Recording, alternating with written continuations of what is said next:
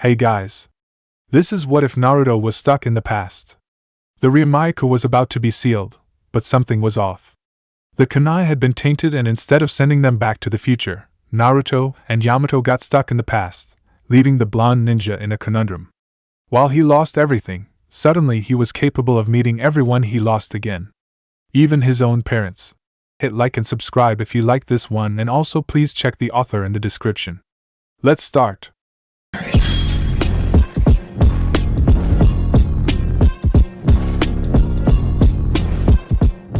Chapter 1: What I've Lost.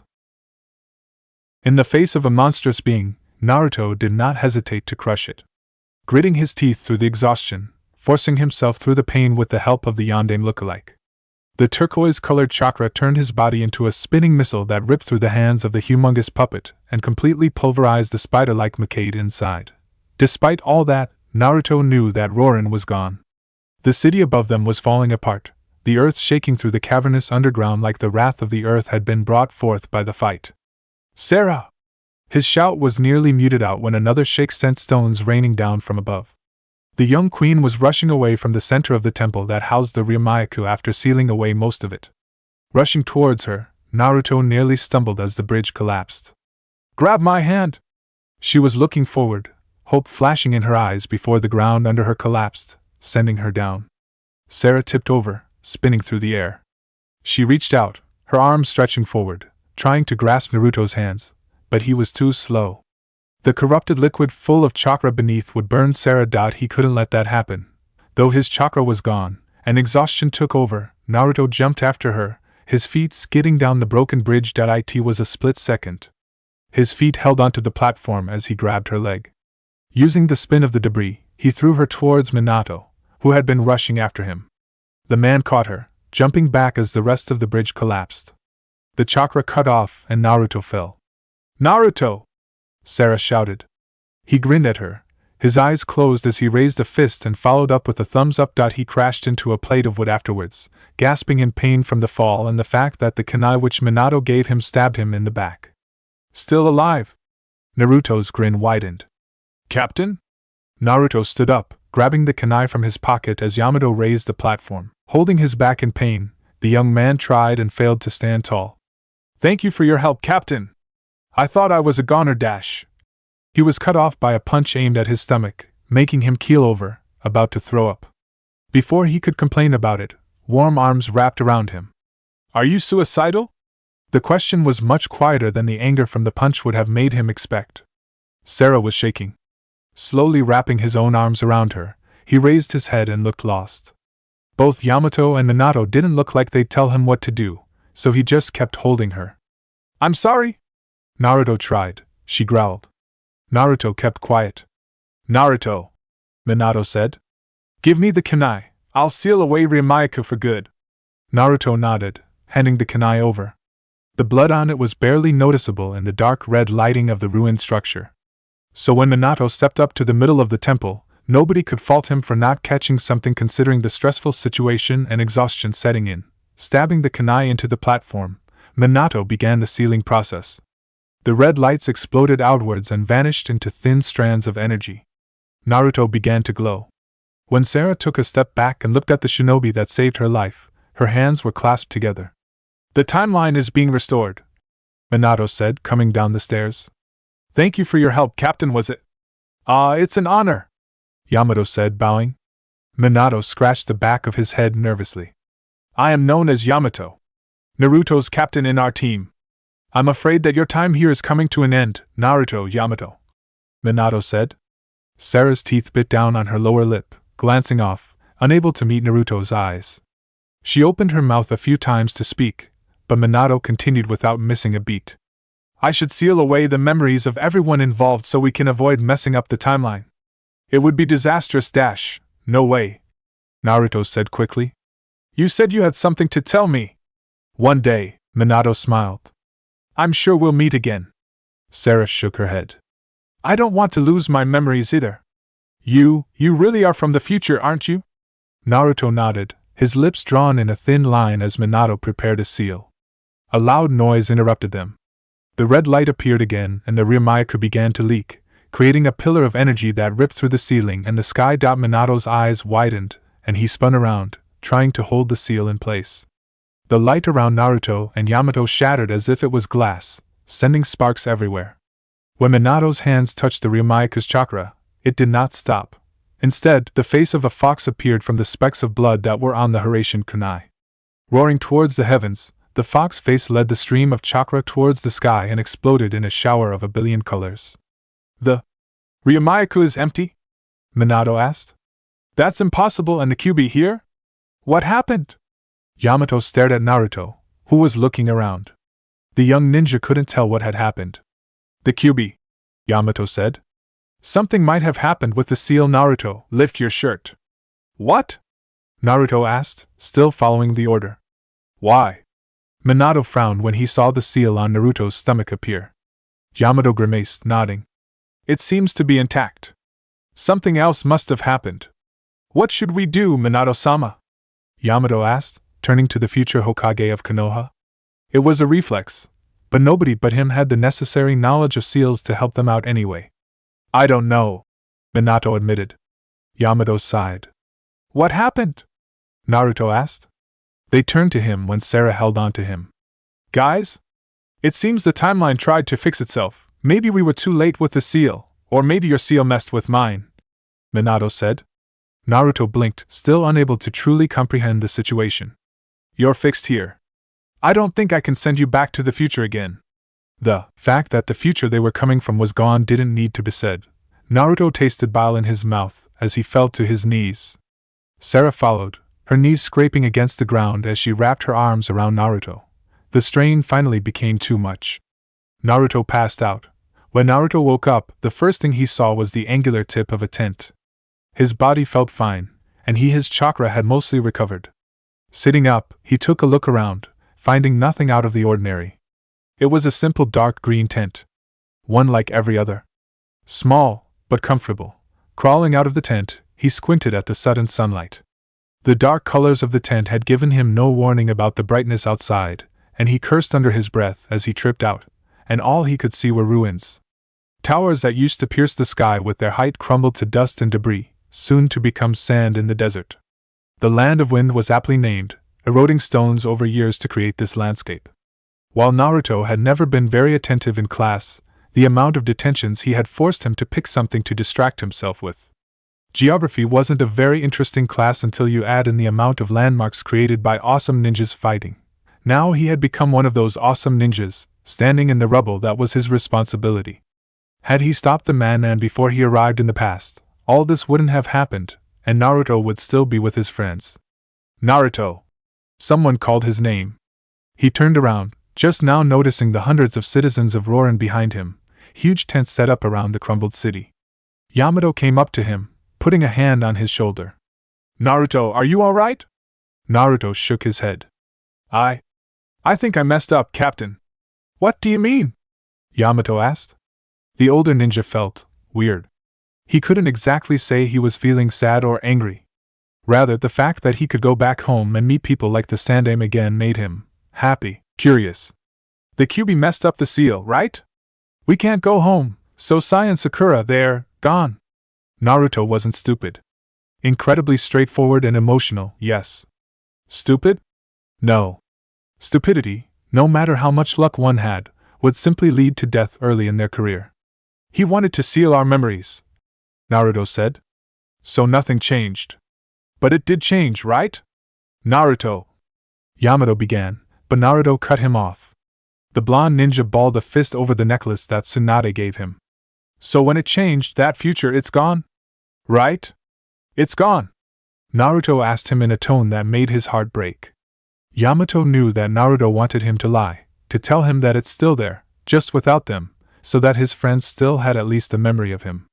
No, Yamato said.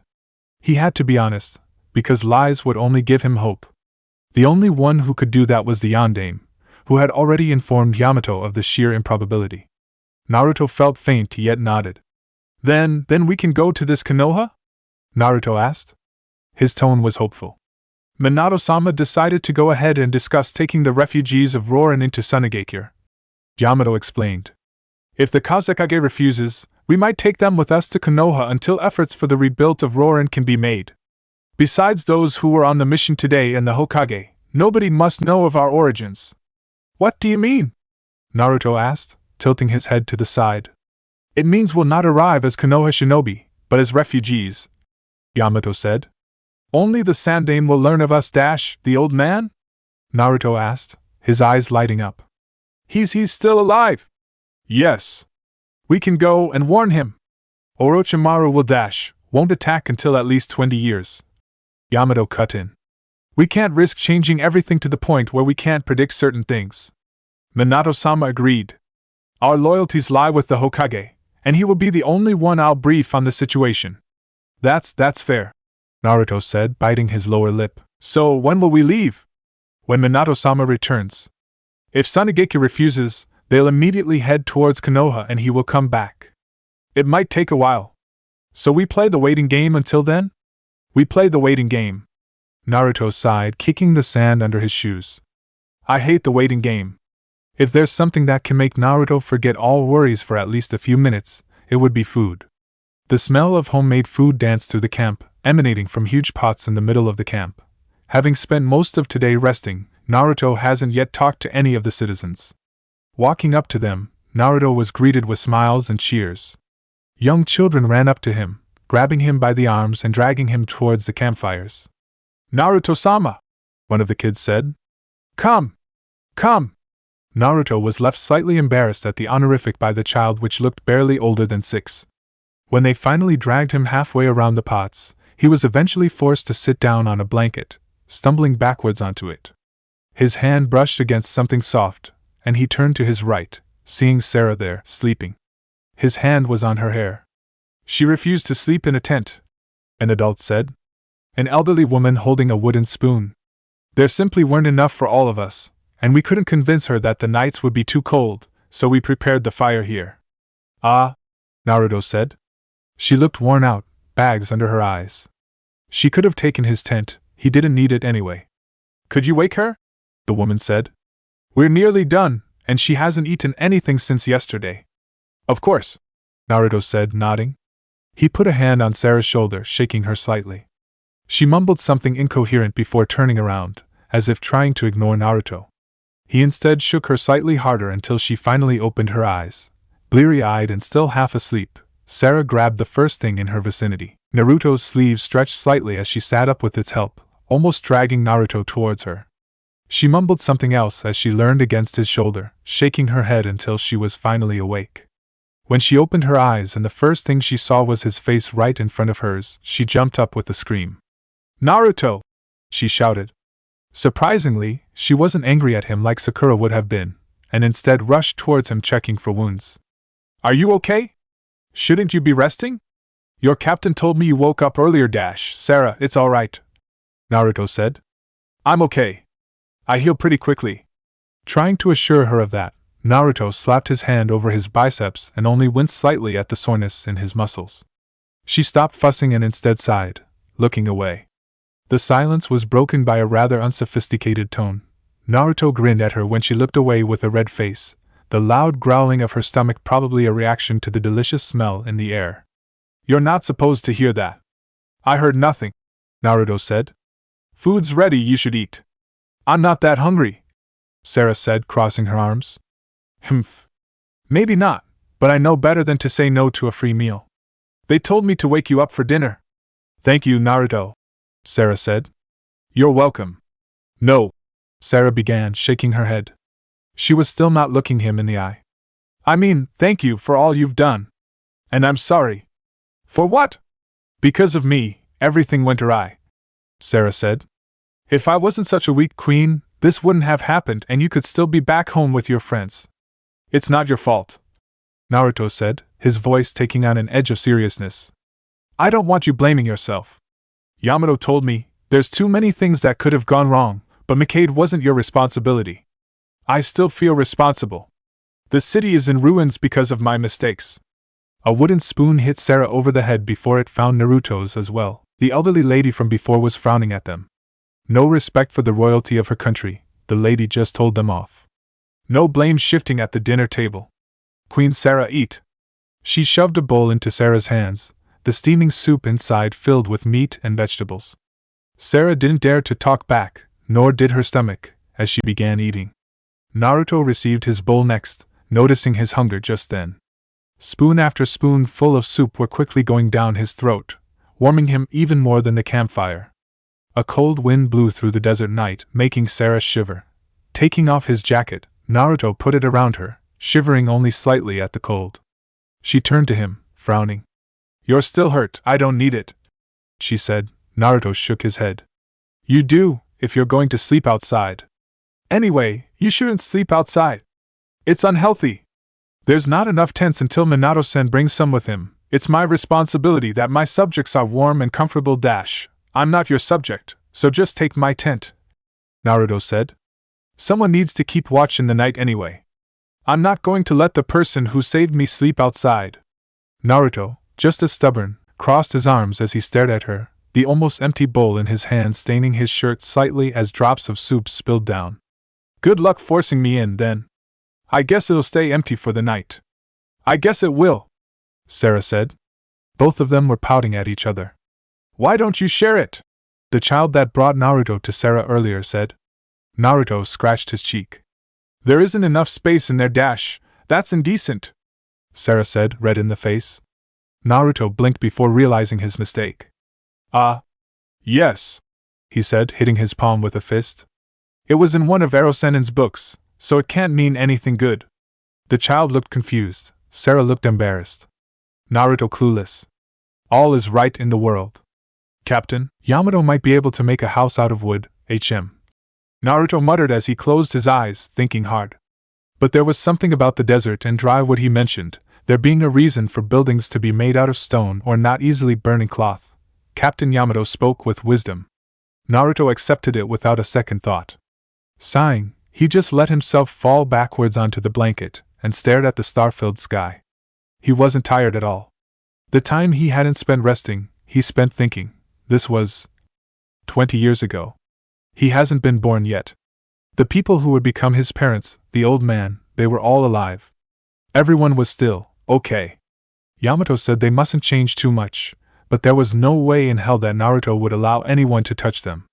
There was no way in hell he would allow anything to happen to his precious people. "Naruto," Sara said, lying down next to him, her gaze following his upwards to the sky. He turned his head to her. "If we stay in Sunagakure, will you visit us?" Naruto didn't even think about his answer. "Of course," he said. "Why wouldn't I?" "Because you'd be home," Sara said. "And I know ninja have all kinds of missions to take care of." Naruto said. "Home." He frowned. Was it really home? The people he called friends weren't born yet. The teachers of their teams all were children, younger than him, yet war was looming. "I'm not sure if it's the same home I remember," Naruto said. "But I'll try to make the best of it. If possible, I'll write you, though my handwriting isn't really up to standard." That was an understatement. Naruto did never put much thought into penmanship. "Then, why don't you stay with us? I mean, if you want to, we might need the protection, we can pay. He put a hand on her arm, stopping her from babbling. Shivering at how cold she felt, Naruto just shook his head. "I would never make you pay if you need my help," Naruto said. "If it's my mission, I'd protect you and everyone here for as long as necessary. There's nothing else waiting for me." The crowd around them went mostly unnoticed. The citizens were eating together, both happy and sad, some listening in on the conversation, some holding their own. "So? I'm not sure I can make that decision right now. I'll ask Captain Yamato." Straightforward and impulsive, but never outright disobedient. Rather than do it out of respect for authority, however, Naruto did it out of respect for his friends. "And if he says yes?" Sara asked. She was biting her lower lip hard. He worried she'd draw blood.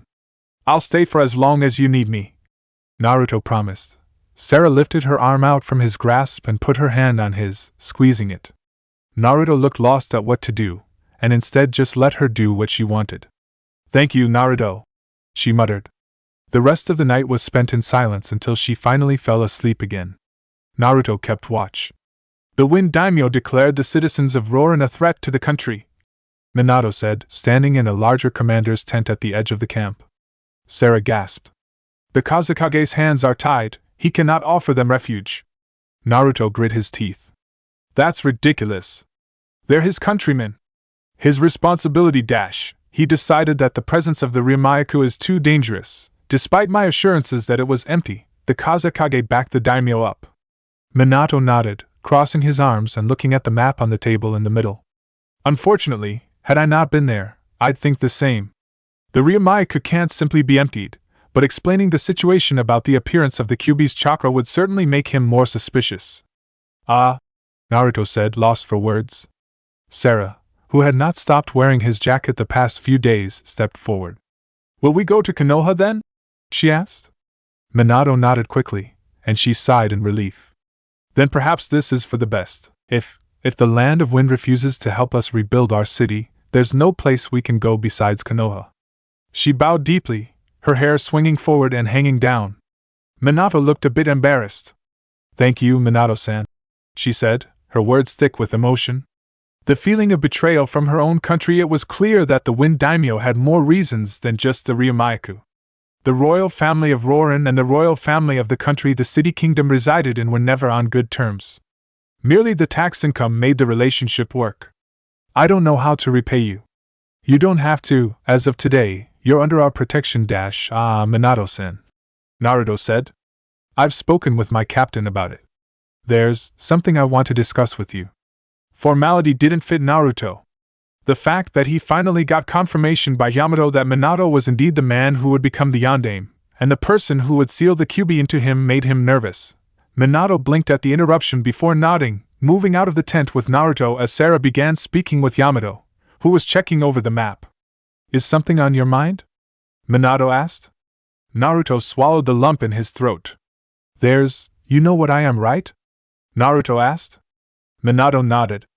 The question could have had two meanings, if Naruto was aware of his family, but considering the seal on his stomach, it was likely the fact that he was the host of a bija.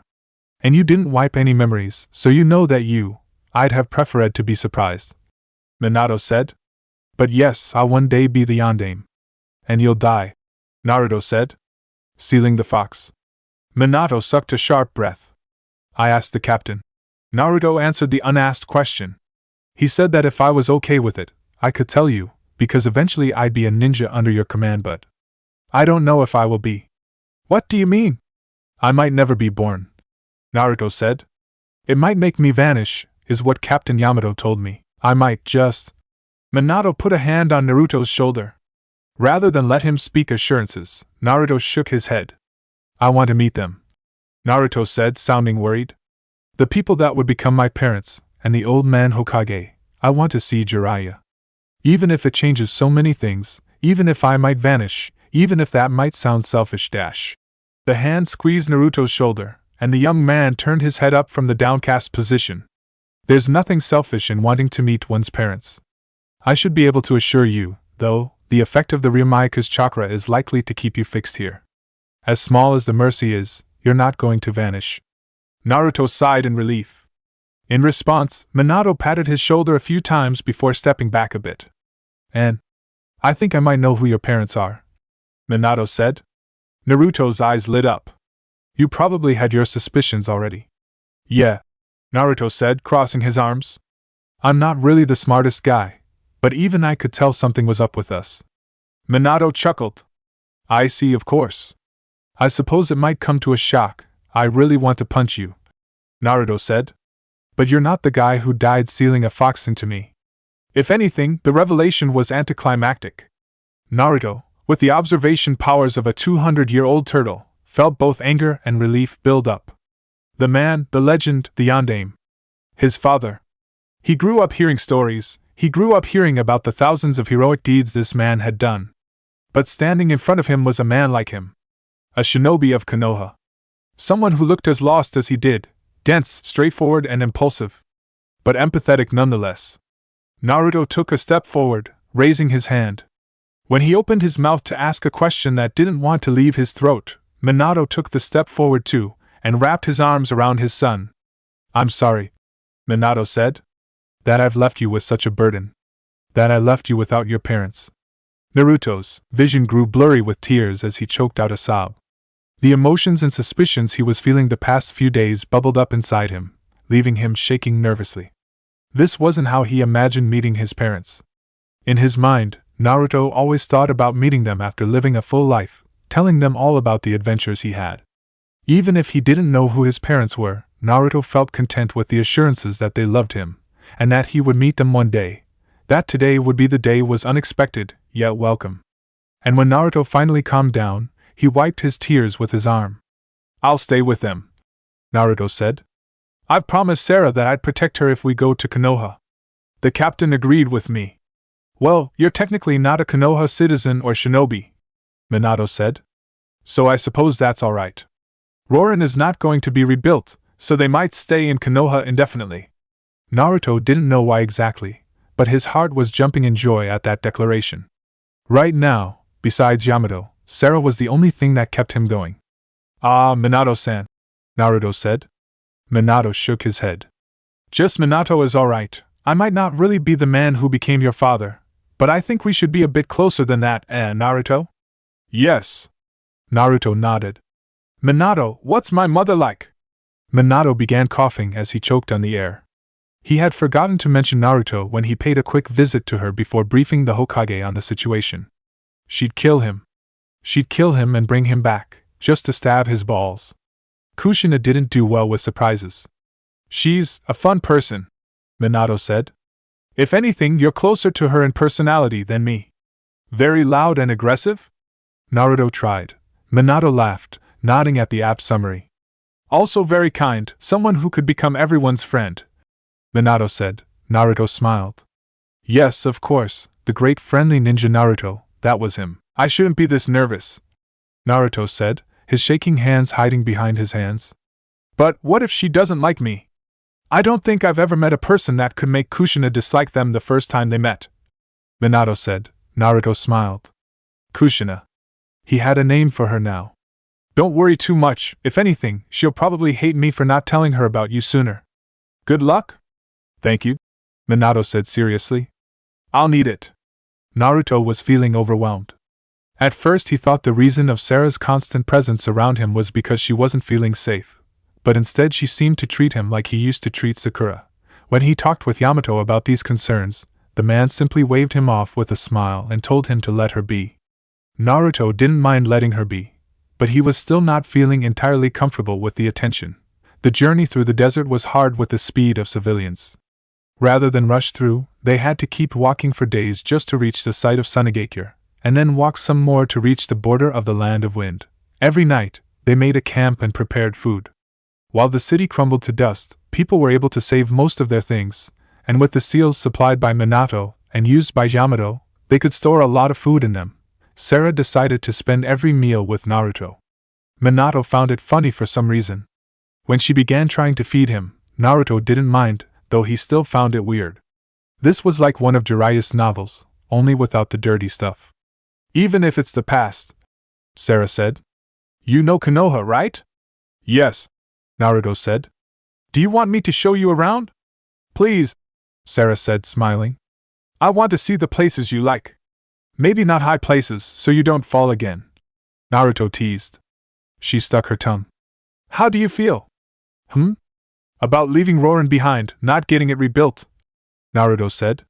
She closed her eyes. "I'm sorry if I sound insensitive dash. No, it's alright, I guess we just..."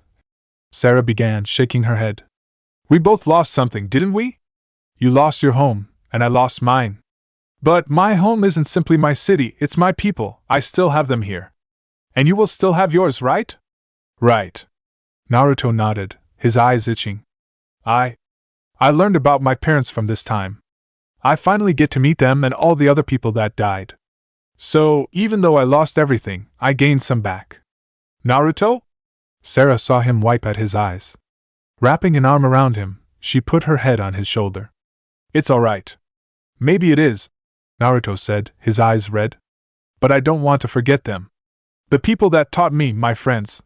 "You won't," Sara said. "You'll meet them again one day. I'm sure of it." Chapter 2, Give Me Strength. The gate loomed over them. Naruto's fists were shaking as he stared into the village. The citizens of Roran filtered through as they were being processed, registering every man, woman, and child. Sara refused to stand at the front of the group, instead taking a place towards the back to make sure everyone was accounted for. Unable to make his legs move, he found his place behind her. He wouldn't register as Uzumaki Naruto, shinobi of Konoha. Not yet. Until the matters were handled and they had their meeting with the Hokage, he was just Naruto, the refugee. Naruto, Yamato said, slapping him on the back. Naruto drew a sharp breath. At attention, soldier. Naruto straightened his back, walking forward with Sara and Yamato to one of the 5 booths they had set up for the registrations.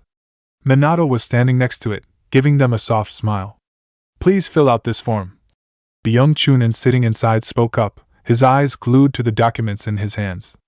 You'll find a second paper asking for your former profession. Please describe your skills so we can more easily organize work after the initial waiting period for refugees is over. Ikira-kun. Minut's voice made the Chunin look up.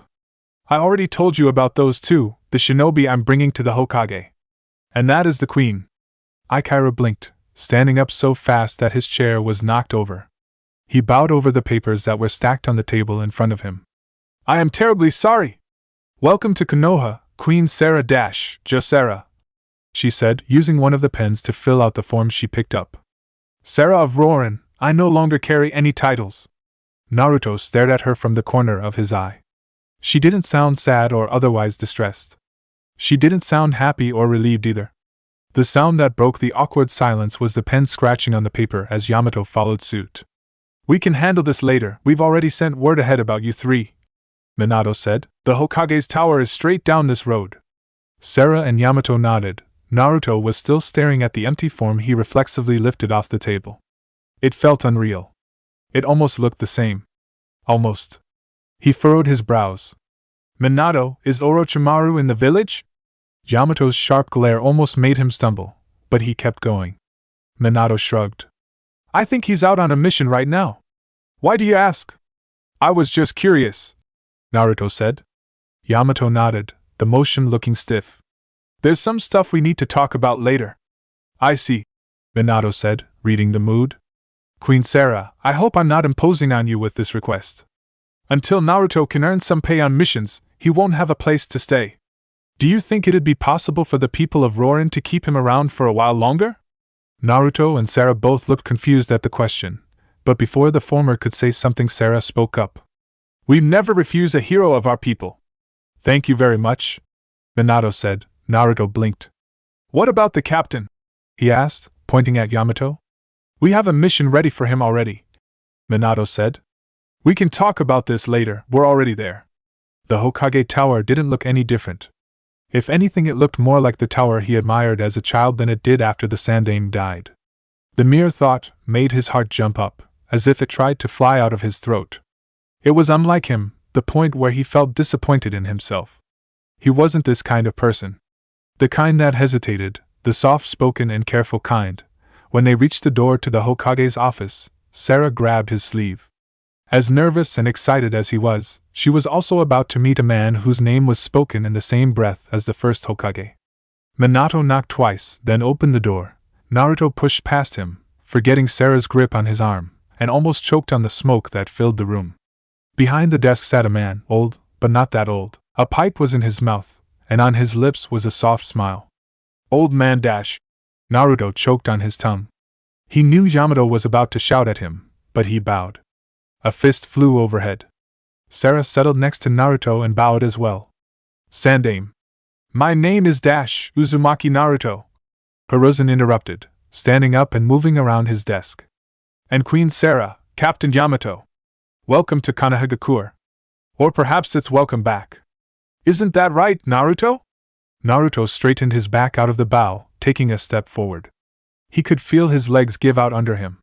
Instead of keeping his distance, Hiruzen took a step forward as well, putting his thin hands on Naruto's shoulder. Welcome home, Naruto. When Yamato moved forward to drag Naruto back, Minato stopped the captain with a gentle hand. Sara was staring at the scene in silence.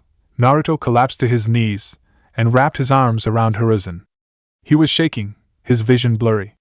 I'm home, old man. This is confidential, Hiruzen said. If this ever becomes public knowledge, Konoha and every villager is in danger. And as much as it pains me to say, this might also mean that we cannot act on certain information you might reveal to us. Yamato was doing the talking. He was the commanding officer, and this was too serious to let Naruto make any decisions. Though I admit that I'm curious why you let the queen keep her memories of all of this, Hiruzen said. In the field, I'd likely have given you the order to seal them away. Explain yourself, Minato. Though Naruto wanted to speak up, Sara's hand on his arm stopped him. The old man, his look was all business, an expression that mirrored the gravity of the situation. The kind of face where even Naruto would be pushing it. Her connection to the Ryumyaku and the events that have transpired under the city of Roran had a part in that decision. The actual risk of changing the future has already come to pass. Even this information is unusable to most, as their knowledge pertains only certain key events that might not happen with their presence. So despite the confidentiality we've established, the information might not actually be useful? No, Minato said, shaking his head. He looked over to Naruto, a glint in his eye and a smile on his lips. I think that being aware of certain things will give us an edge in the bigger picture, even if specific events might not change. Things you'd not trust me with, Sara said. Her voice was soft, but there was an air around her which made it clear she was speaking from experience. I don't understand why you let me in on some things and yet hesitate to speak on others. Call it a mutual agreement, Hiruzen said. You've already learned about things before I gave the order to keep them from the public, and I am not so cruel to retroactively punish you for it. And if the information leaks, she said, you'll know where to turn your gaze. Hiruzen nodded. She smiled at him, giving him a small bow. Naruto didn't understand the exchange, but he could tell they came to an understanding. After a moment, the old man spoke up again. Which brings us to another matter. Naruto-kun, despite the Land of Wind's dismissal of the people of Roran, there's still value in them and in their queen. I have a mission for you. That made him puck up. I promised Sara to take care of her and the others, yes, Hiruzen said, nodding. As refugees, their status is rather special. We've taken them in out of charity, and hope they will assimilate and make our village stronger and more prosperous one day. Until then, you'll have to protect them. Naruto hesitated. He looked over to Sara, who had a content smile playing on her lips. He looked over to Minato, who shrugged and shook his head. You're making this my mission so I get paid, right? The state isn't going to pay you from its own pockets, of course, Hiruzen said. But the mission was requested and you are going to receive a monthly payment for as long as it takes. As long as it takes until what? They assimilated? Had children that became shinobi, perhaps? Loyalty to one's village was easier when your children become soldiers to protect it, right? That's how someone explained it to him once. That could take years, Naruto concluded. Hiruzen nodded. In which I do what I've been doing the past few days. He couldn't do much. They wouldn't allow him to act on his knowledge anyway. He could spend this time with Sara, or training, or getting reacquainted with the village. It wasn't a surprise to him that when the reality of his predicament managed to catch up to him, he felt small. His enemies, Akatsuki, were years away. His friend Sasuke was years from his betrayal, years from being born. Himself, he felt miserable because there was a pang of happiness at being allowed to continue doing something that felt familiar. Would it be so easy to forget his friends? So easy to make new ones and spend his time dodging the thoughts of what will become of them now that the future has passed? I accept, Naruto said. He was a shinobi that wore his heart on his sleeve. It was pounding, making his hands shake.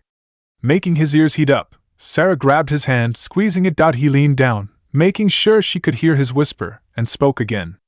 Thank you? He wasn't sure what he was thanking her for. It could have been for giving him peace, or perhaps for reaching out for him when the weight of the world was sitting square on his shoulders. Yamato's hand on his shoulder was just one of many that had given him hope already. Naruto and Sara were dismissed. Some of the information that was left out during the meeting would no doubt be handled by the commanding ninja, and Naruto didn't trust himself enough to stay calm when discussing Orochimaru's inevitable betrayal and what it meant for Konoha. He settled to pushing his conflicting feelings aside and riding the high. The old man was still alive.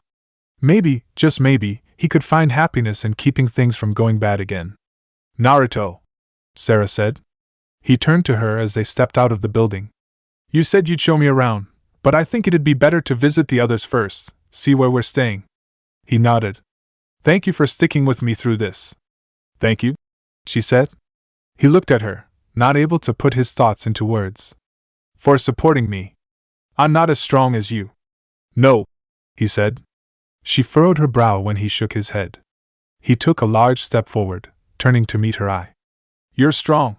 He put a hand on her shoulder when she tried to look away. You're way stronger than you think, and you have to stay strong for your people, right? They'd also have to stay strong for the children not yet born, as much as they had to remain unyielding to keep the people already here safe. Make me stronger, she said, grabbing his arm and moving forward towards the assigned refugee district. Give me some of your strength, and I'm sure everything will be all right. I'm here to protect you all, he said. Whatever you need, I'll give. She laughed. He didn't know why. He felt content to let her drag him around. He felt like a fish out of water, and despite all, it was Sara who felt like a pillar of support to him, not his father, not Yamato. Maybe it was the remnants of the Ryumyaku's chakra. Maybe it was just this bond of two people who had lost everything they knew and had to start from scratch.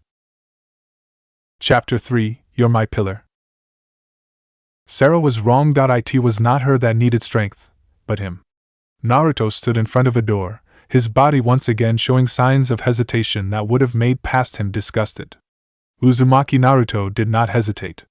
He did not fear the unknown, nor did he avert his gaze from the insurmountable. There was a nagging voice in the back of his head. A dangerous feeling of worry that even the most paranoid of shinobi could never understand. It was the kind of dread exclusive to those that had everything they ever wanted, and feared that it could vanish at any second.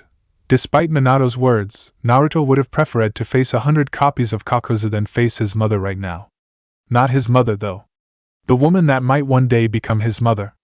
Or rather, the woman that will not become his mother now that his presence changed the past this much. Sara was with her people, handling paperwork and the like. Despite her claim that she was no longer a queen, the administration of her people was handed to her.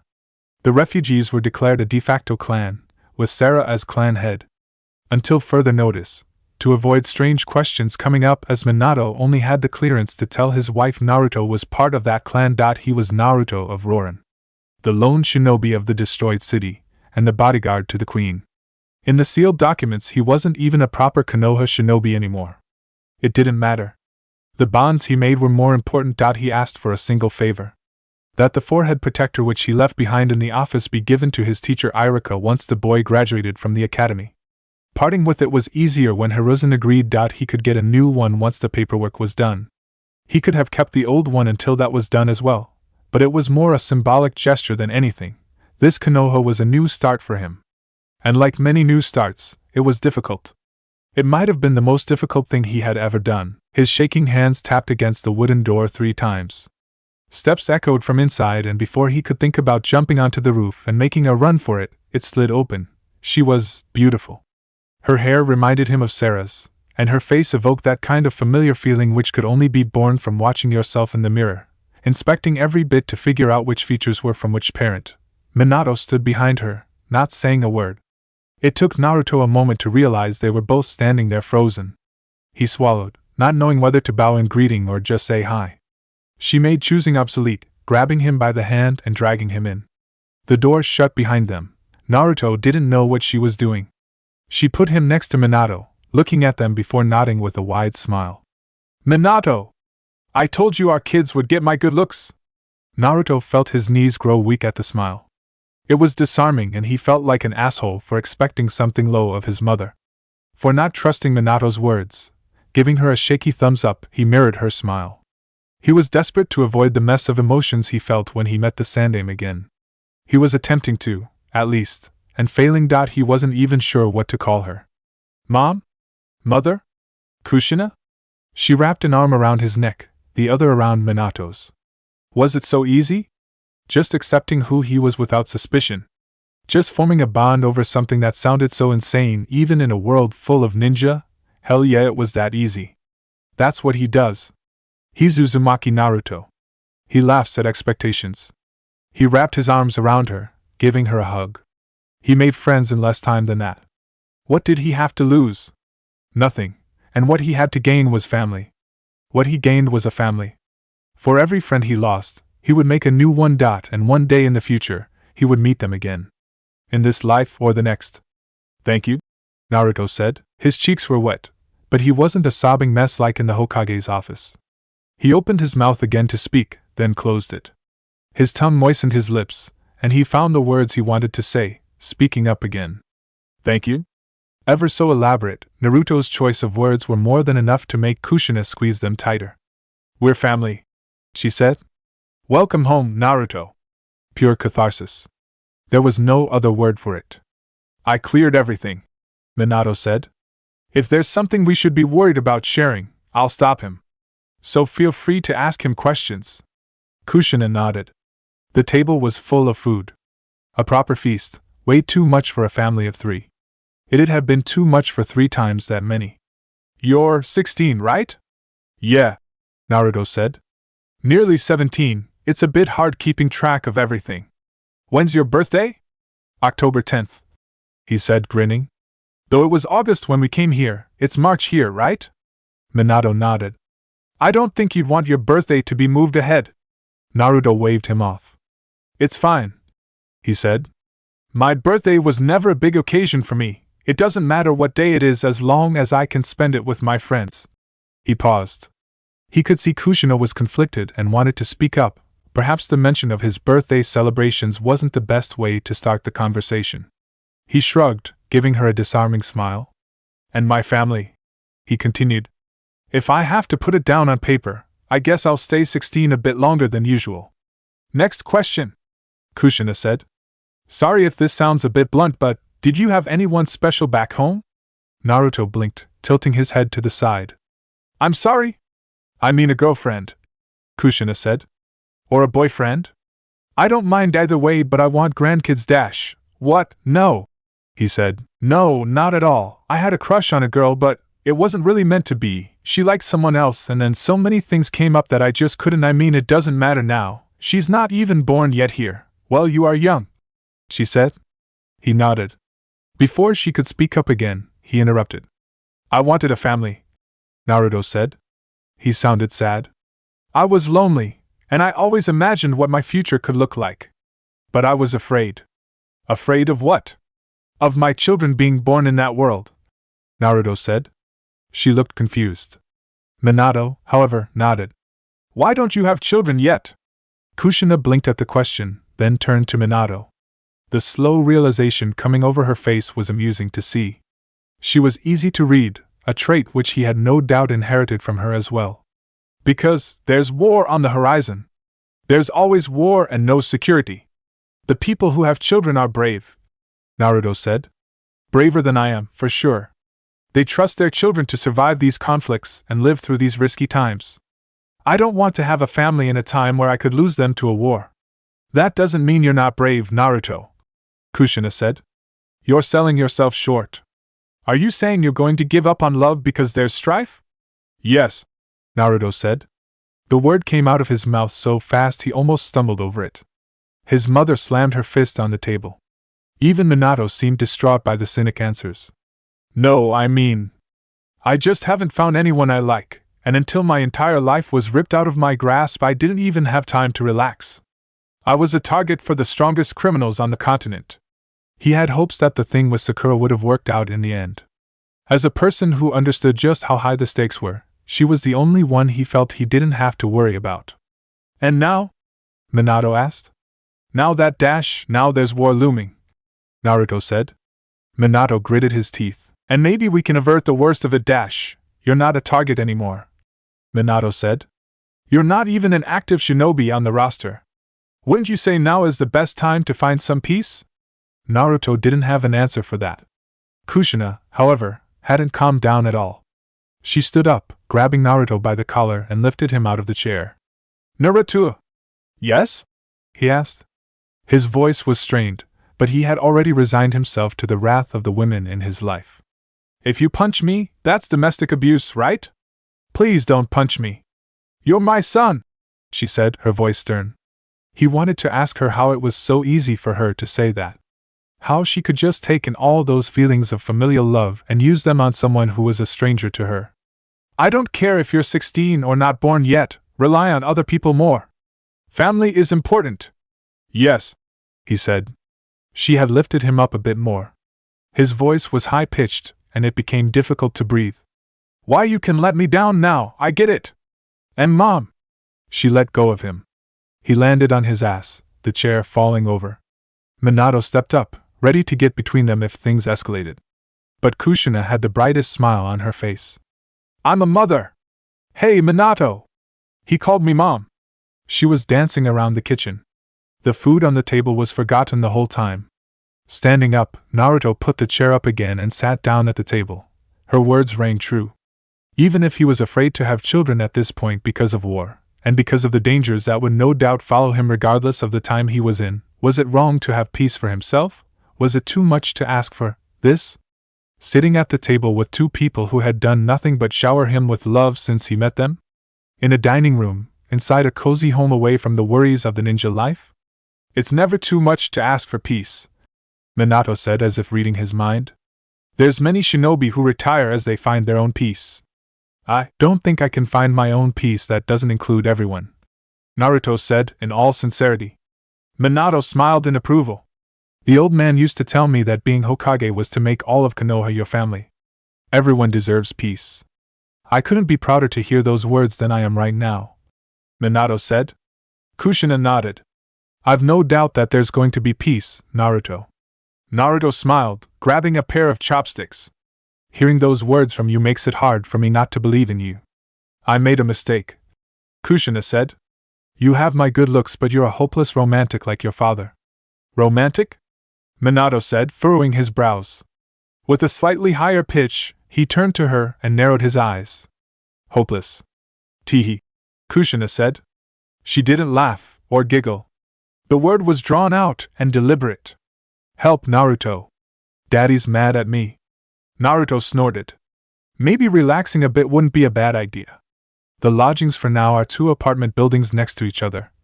Sara explained. The tent district will be turned into proper homes, but that takes time. Until then we're staying here. Naruto stared at the building, unable to believe his eyes. This thing stood here back in the day? You know it? Sara asked. He nodded. I lived here, Naruto said, pointing at his door. It's the same? The location was the same and the look was the same, but there were a few minor details which made him remember the history of it. The building had to be rebuilt following the Kyuubi attack. Utility was important to ninja villages, so the look of the building wouldn't be changed, but even if it wasn't the same down to the last nail, Naruto felt happy emotions bubble up inside him. Nostalgia was both awesome and awful. Today it was the former. Sara looked happy for him. She had a bag full of keys. We're supposed to distribute those to the families, she said. I guess you can pick yours first, right? No, he said, shaking his head. I'm fine with letting you pick. The building has a bunch of memories for me, but in the end it's just a place I'll sleep at, right? We'll get proper homes eventually, she said, raising her nose up. But it's still our home for a lack of a better one, so don't dismiss it like that. Yeah, he said, averting his gaze. Sorry. I'm not good with thinking before speaking. She giggled. We're going to get some aid from the police force, but your mission's still on. So where do you want to live? Next to you, I guess, he said. His eyes were still looking away from her, and though he missed her unladylike grunt and flushed face, he didn't miss her rather obvious coughing. Unless that makes you uncomfortable, sorry dash. No, it's fine, she said. You're my bodyguard, after all, everyone's bodyguard. But it's not like they'll stop treating me like the queen. You are the queen, Naruto said. You might not have a city or a country, but you have your people. I have them, she said, nodding. And your support, right? You think that's enough for me to be a queen? It's your responsibility, isn't it? He said. He wasn't stupid, he could be insightful if he wanted to be. Even if you don't feel worthy, Roran was your family, and you can't pick your family. I guess I can't, she said. I had hopes that maybe one day Roran could be rebuilt, but I realized that'd be foolish. How so? It stays with us, she said. No matter when and where, Roran remains with our people. Just like your Konoha stays with you, even here. Her words were met with a hum. Who was he to disagree? In the bright light of the setting sun, Sara looked even more beautiful. When she turned towards him with a smile, it was his turn to get flustered, the conversation with his parents coming to mind. Thank you, he said. She kept smiling at him, knowing he'd continue without prompting. Roran stays with you, and you can always lean on me for support. Konoha will stay with me forever, and I'll lean on you. You're my pillar. The words seemed so natural, and her reaction was almost worth the embarrassment he felt after saying them. She looked away, but nonetheless leaned onto him. She was the one person he could call friend at this point. His father and mother, as awkward as it was, weren't friends as much as they were family. Yamato was his commanding officer. This old man Hokage never had the tight bond between them. When nothing else made sense and he felt like sinking into this stupid haze, she was there. In the end, they had settled for the apartment Naruto used to live in, Sara taking the one left of it.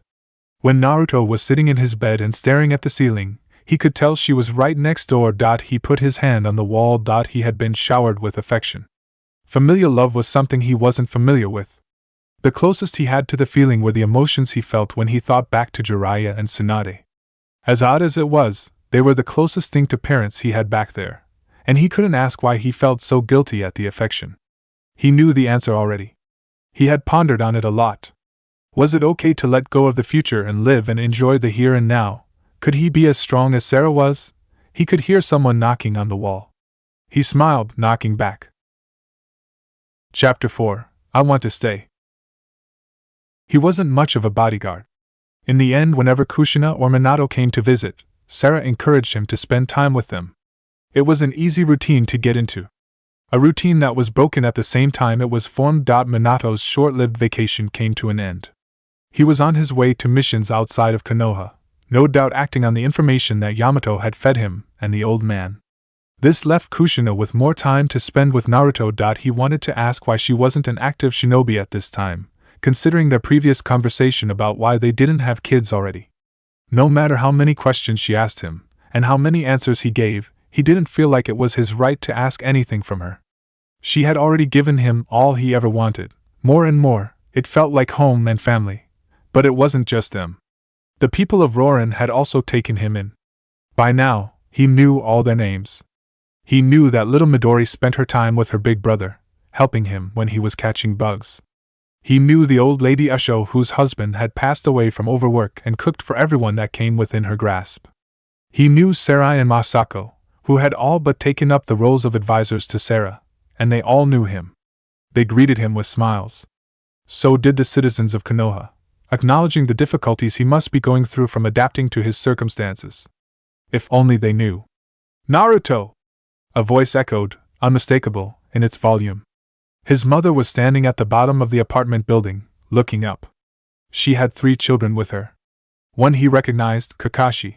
The other 2 must have been his teammates. Kushina must have dragged them along, too bored alone without her husband. He stepped off the railing, landing in front of them. Hi, he said, giving them a large smile. I see you got company. These cute little ninja are Minato's team, Kushina said, pushing them forward. Kakashi was aloof, as usual. Obito seemed suspicious, while Rin looked rather bashful at the forceful introduction. You know Kakashi, this is Uchiha Obito and Noara Rin. Say hello, kids. We're Chunin, ma'am, Kakashi said. Not children. Oh, shut up, Kushina said, slapping the top of Kakashi's head. You're going to be my cute little genin forever. It's a pleasure to meet you, Naruto said, trying to defuse the situation. It was hard not pitying the 3. Kushina could be overbearing, and even he wasn't immune to her attitude. I'm Naruto, as you know. And everyone in the neighborhood, Kakashi muttered. Kushina patted his head, causing him to wince when she pushed down a bit too hard. To be fair, this is kinda my neighborhood, Naruto said. Everyone here's a refugee. You're from Roran too? Rin asked. Naruto shrugged, not being allowed to disagree, but not willing to agree either. You kinda look like Minato-sensei and you spend a lot of time with him, so I kinda thought you were related. Possible, Naruto said, brushing the comment off. He couldn't help but grin.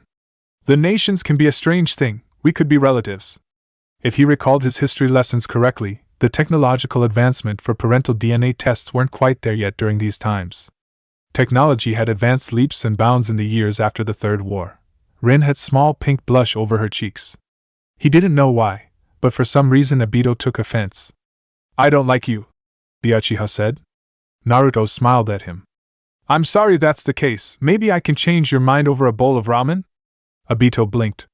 It was as dismissive as Kakashi's responses were, but at the same time it was hard for Naruto to dismiss anyone. His voice gave off such a warmth that even the most staunch opponents of his ended up paying attention. You're paying, Obito decided. Naruto nodded. Obito stuck his hand out, and Naruto grabbed it, squeezing tight. Welcome to the village, Naruto.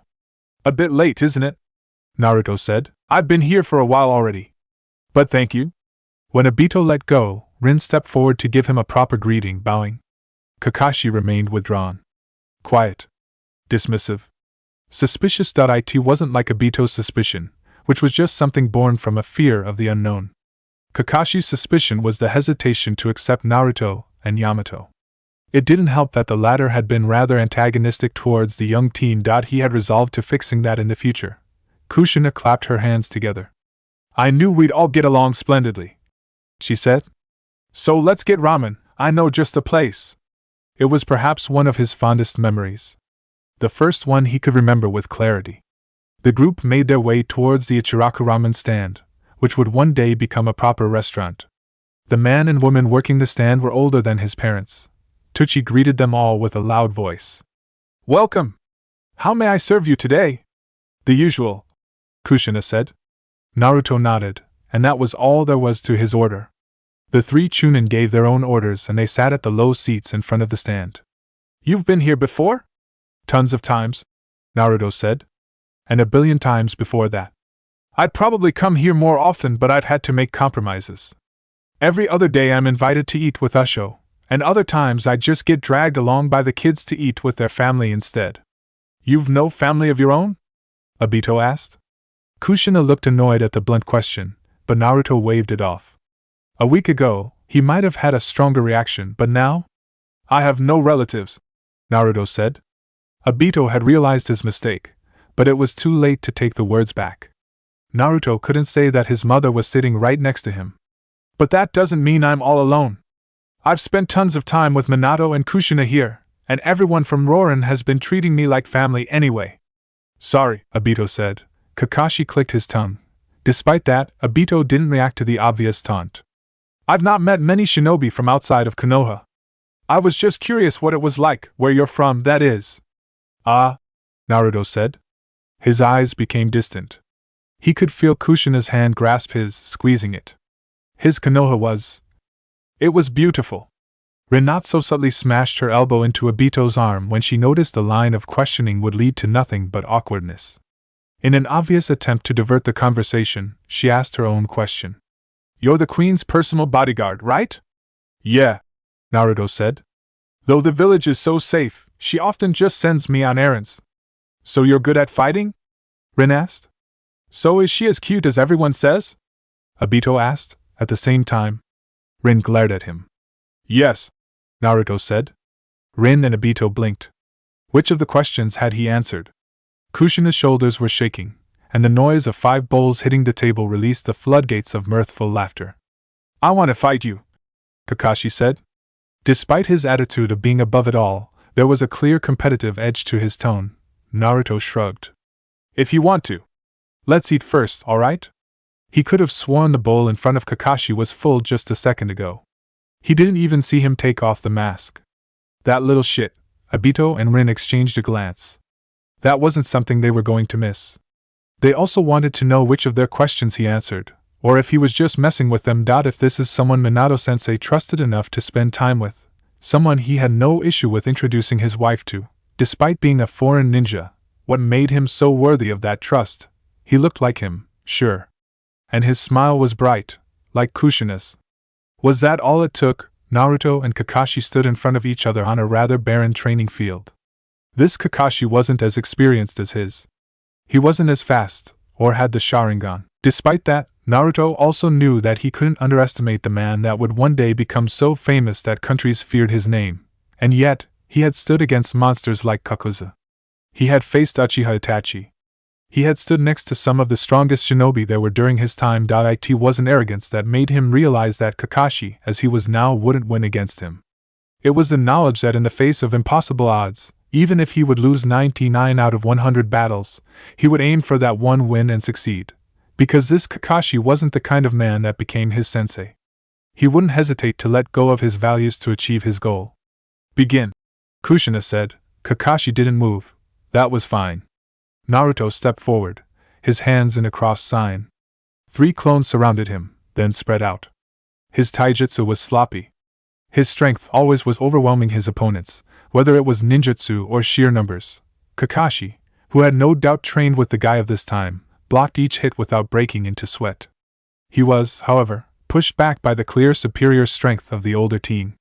Naruto couldn't find an opening in his movements, which meant he had to create his own. With a quick step forward, and a not insignificant amount of chakra in his feet, Naruto leapt onto his opponent.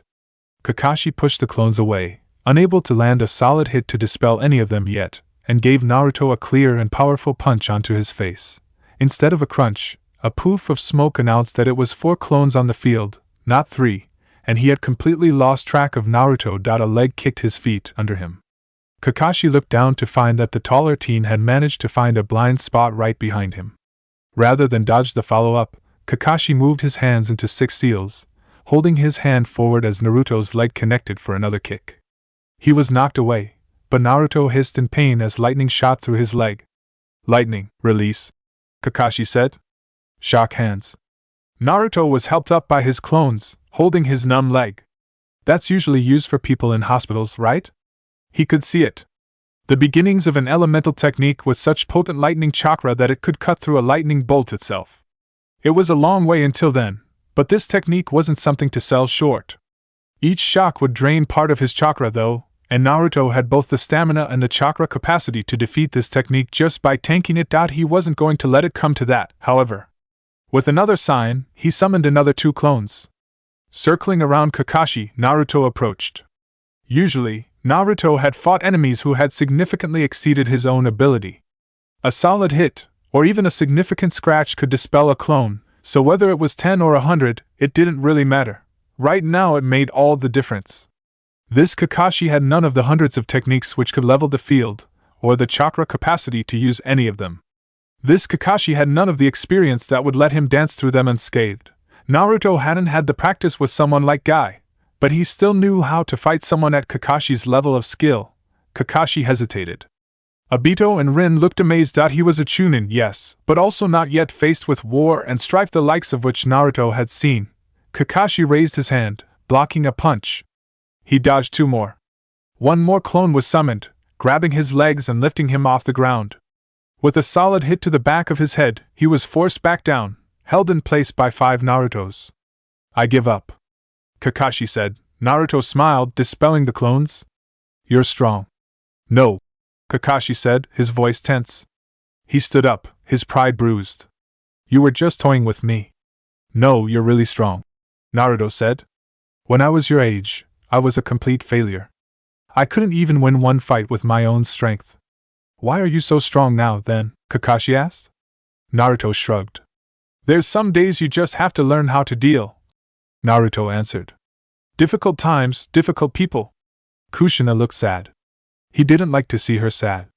Yet, despite the smile that he gave her and the others that watched the fight, her expression didn't change. Perhaps reading her wasn't as easy as it seemed. Or perhaps the things he said had more impact than he imagined. Naruto sat with Sara. It was just another few days since his fight with Kakashi, and Minato hadn't returned yet. Kushina was spending some time with a friend of hers. Obito wanted some pointers to learn how to beat Kakashi. Rin dragged him off. It was a fun back and forth, but in the end he always found himself here, with her. They had decided to eat out today, in a rather fine restaurant of the Akimichi clan. It had taken a bit to convince him, but in the end the argument that she could be attacked outside of the refugee district was enough to make him come along. It wasn't that he didn't want to go with her, he just didn't want to wear the semi-formal attire which she had a seamstress make for him. He wanted to repay her, but she shut that down with a glare. Sara's eyes were bright today, he had noticed. They shone in this strange light that made him capable of forgetting his worries for a while longer. It was like she could never see the effect she had on him. It confused him as well. It wasn't the same kind of feeling he had when he looked at Sakura back in the day. It was the oppressive kind of emotion which made him everything but himself. It made him hesitant, unable to look her in the eye sometimes. Your parents are kind people, Sara said. Naruto nodded. I can see where you've got it from. I think I've learned it more from the old man, Naruto said. He's compassionate. Kind. I love him, and he showed me just what it meant to be loved and acknowledged. I understand what you mean. I'm glad. About what? That you're such a loving person. Even though you could have become bitter and angry at the world, you're kind and compassionate like him. I try to be, Naruto said. But I could never live up to the kind of person he is. He has this inner peace. And you don't? His hand came up to his stomach. To his seal. It wasn't just a metaphorical inner peace he lacked, it was a quite literal one as well. It painted him a target. Not quite like him. I don't think you should try to be like him, Sara said. You're you, right? He said, smirking. I am, aren't I? Humph, she said, raising her nose in a move that only royals could learn. I'm saying, why are you trying to live up to his ideal when you can just set your own standards? I'm not sure I can do that anymore, Naruto said. He looked around. The restaurant was full, and some people were stealing glances at the queen. I've had so many goals and plans for back home, I can't fulfill any of those anymore. I'm starting new. Then do that, she said. With us, there's no need to worry about any of these things. He gritted his teeth, giving her a curt nod. She noticed. Of course she did. She leaned forward over the table, narrowing her eyes at him. What are you so afraid of? She asked. Why are you hesitating so much? I'm not afraid, he said. She shook her head. You are, she said. She wasn't wrong, and he was in denial. And I'm not happy that you don't trust me enough. Do I mean that little to you, Naruto? Of course not, Naruto said. You're my precious friend, what are you afraid of, Naruto? I'm afraid, Naruto said, putting his hands on the table. His nails scratched the surface of the hardwood, creating small cuts as he balled a fist. I'm afraid that one day, there'll be a way back home. She looked hurt at that. He shook his head, reaching out to her and putting a hand on hers. That one day, there'll be a way back home, and I would want to stay, he said. That I've already broken off all those bonds I made. As so what? She asked. Her face grew red. He blinked at her. What's wrong with staying? Nothing, he said. It's the decision of staying that makes me . So. What? She asked again. She got a bit louder. The people were staring unabashed now. He tried to lift his hand and calm her down, but she turned her hand around and grabbed his wrist, pulling him closer over the table. She didn't say anything else, her face right in front of his. Her breath was hot. She smelled like desert sand and Roranian spices. When she saw he was about to speak up and ruin the moment, she leaned further forward. Her lips met his. He tried to speak up, but all that came out of his mouth was a low moan. Sara, you're staying with me, she said. Her eyes were full of emotion. I don't care if it's selfish. I'm the queen, right? Listen to me. Lean on me.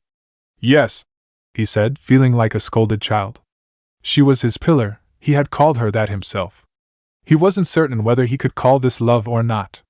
He was drawn to her, and she was the only person, even above his parents, who managed to make him forget his worries. Stay with me, she ordered again. He leaned forward, kissing her again. Chapter 5. I have something to come back to. Naruto had known love. He had known friendship. He had never understood what it meant to feel so strongly for someone that the thought of being apart from them hurt.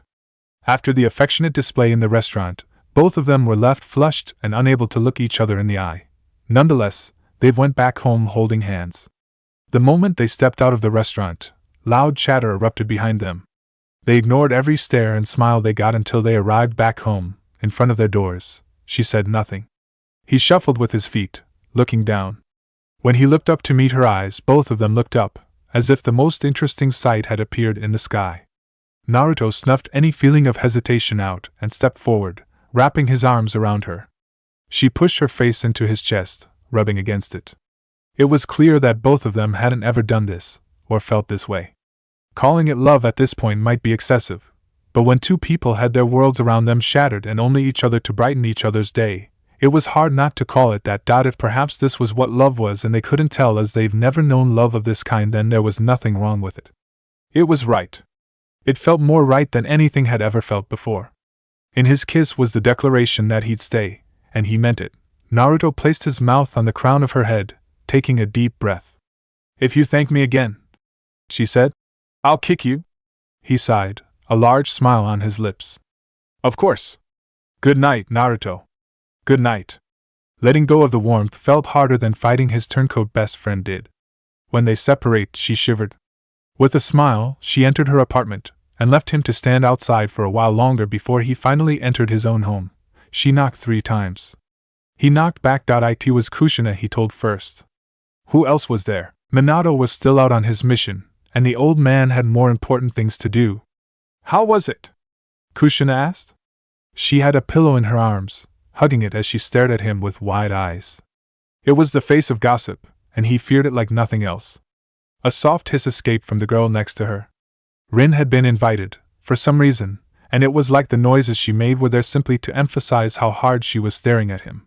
"It was good?" Naruto tried. Kushina rolled her eyes, expecting more. "I'm not sure what you want me to say. I haven't kissed a girl before yesterday. You're 16 and haven't dash." Rin cut herself off quickly when she saw Naruto's annoyed look. "I spent a lot of time with my teacher not long after I became a ninja." He avoided mentioning the genin classification. "We were traveling a lot, and there was a girl back home I liked. And then you found love in the queen and she mended your broken heart dash," Kushina said, shuffling left and right on her seat, swooning. "Did she call you her king?" "No," Naruto said, unamused. "I weir." He could feel his face heat up. Rin leaned forward, while Kushina gave him an expectant grin. "We both lost a lot." Naruto recalled the look on Sara's face. "And now we're holding each other up. I called her my pillar, she said I was hers." Rin's face grew red. Kushina made a noise somewhere between a squeal and a scream, throwing the pillow up. It made a thud as it hit the ceiling, then came crashing down on her lap. "You're so cute. You're a natural at this, Naruto." He looked away, embarrassed. Kushina threw an arm around Rin and grinned. "Rin, you'll have to find a guy who looks at you like Naruto looks at Sara," Kushina said. "That's an order." Rather than dismiss the woman, or say anything about getting orders from an active shinobi, Rin nodded. Her face was set in a serious expression that betrayed nothing. Kushina pointed her free hand at Naruto. "And you're going to take her on a real date," Kushina once again ordered. Naruto blinked. "It has to be a date with an intention to be a date. You're going to go to her and you'll ask her to go out with you." Naruto blinked again. "We usually eat dinner together, are you sure? Yes," Kushina said, stressing the word. "Let me tell you as a woman who had to deal with a really dense idiot before. If you think going out is the same as going out, you're mistaken." Naruto didn't miss the emphasis. He was still confused. Rin nodded rapidly, glaring at him.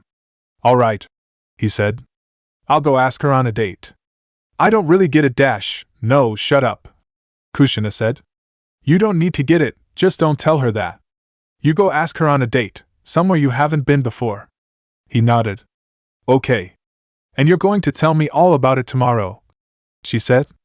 He nodded again. "And you're going to get some med ninja to get the right meds so you won't have kids until you're ready." He nodded in a slow, reflexive motion, then furrowed his brow. "I'm sorry, what?" "You go dash." Parsing her words after a short moment, both him and Rin grew red in the face. "We're very, very far from that," Naruto said, cutting her off. "Please don't make this more awkward than it already is.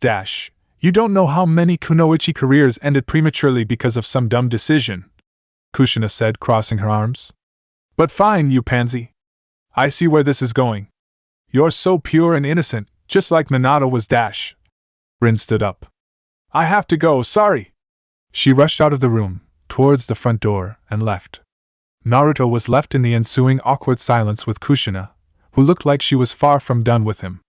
"Always remember, Naruto," Kushina said. Ordered. She put a hand on his shoulder, looking him square in the eye. "The only B word you should call a woman is beautiful. Bitches love when you call them beautiful." It came as a late realization that Kushina was far from the mother he kept seeing her as. She was more like an older sister here, and Minato was much closer to an older brother. Maybe it was him being desperate to see them as his parents. They were older than him, but not by much. Nonetheless, they were powerful shinobi, born in a time of war that forced them to grow up faster than he had to. They were mature, yes, but they could also relax and wind down. When he told Kushina, she didn't look hurt or upset. She nodded, accepting that she could be whatever he wanted her to be, whether it was his mother or his older sister. He had settled it by calling her Nei-chan, and an older sister's advice is to be heeded. When he arrived home, he skipped his door and moved to hers, raising his knuckles towards the wood.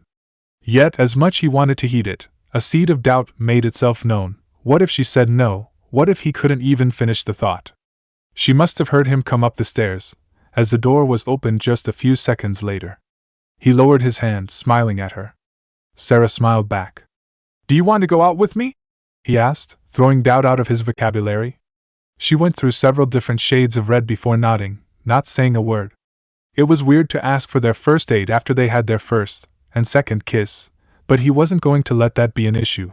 The fact that the entire building erupted into cheers for some reason did sound worrisome. However, in the end, they had picked the same restaurant as yesterday. They both felt tense, and once again felt unable to look each other in the eye for long. Some people who he recognized from yesterday were also there, staring, listening. Whenever he threw them a glare, they pretended to look at something else. Tiring of the tense silence, he looked back to Sara, rubbing his neck. "I didn't believe Kushina when she said actually going out was different," he said. Sara hummed. "I don't want things between us to change. I like spending time with you and talking." "Me too," Sara said. "I'm sorry, I just feel flustered," he said, ending her sentence. She nodded. "I haven't done this before." "Me neither," she said. She touched his hand. "I guess it's not wrong to learn with each other." It felt right. Maybe a bit fast, but emotions didn't care for timing, they grew as time went on. Perhaps it was the fact that they both were so emotional about the things that they lost. It was an easy excuse to grow close like that. "I'm not asking for too much, right?" Naruto asked. She looked confused. "Being by your side feels like the best thing that's happened to me, even if everything that led to this was an accident. It wasn't wrong. I'm not asking for too much to stay with you a bit longer, right?" His hand turned around, she put her hand in his and he held onto it. "There can't be anything wrong with this." A woman started to cough. They looked at her. The restaurant was still, not even pretending they weren't watching. The choking woman was waving at her face, as if she was overheating. The man beside her took pity, slapping her on the back a few times to help. "I think we should have a picnic next time," Naruto said. Sara nodded. "On the Hokage monument?" "That sounds nice," she said. He raised her hand, putting his other one around it and holding onto it, squeezing. "You're beautiful," Naruto said. It was the first time he had said it out loud. No matter how often he thought it before, he hadn't dared to speak it. She flushed again, but didn't avert her gaze. It was unexpected. Perhaps that's why he should have expected it. He was lying around in bed, tired from the long night, and someone knocked on his window, not his door. His window. When he woke up to check what was going on, he was met with his open window and a man standing in his kitchen.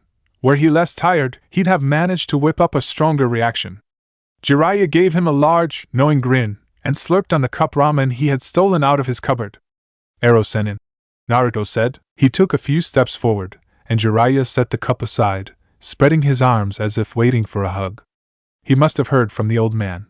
He knew everything. Naruto reared his fist back and punched the man in the stomach. "Your sorry ass died and left me alone." Jiraiya wheezed, but didn't fight back.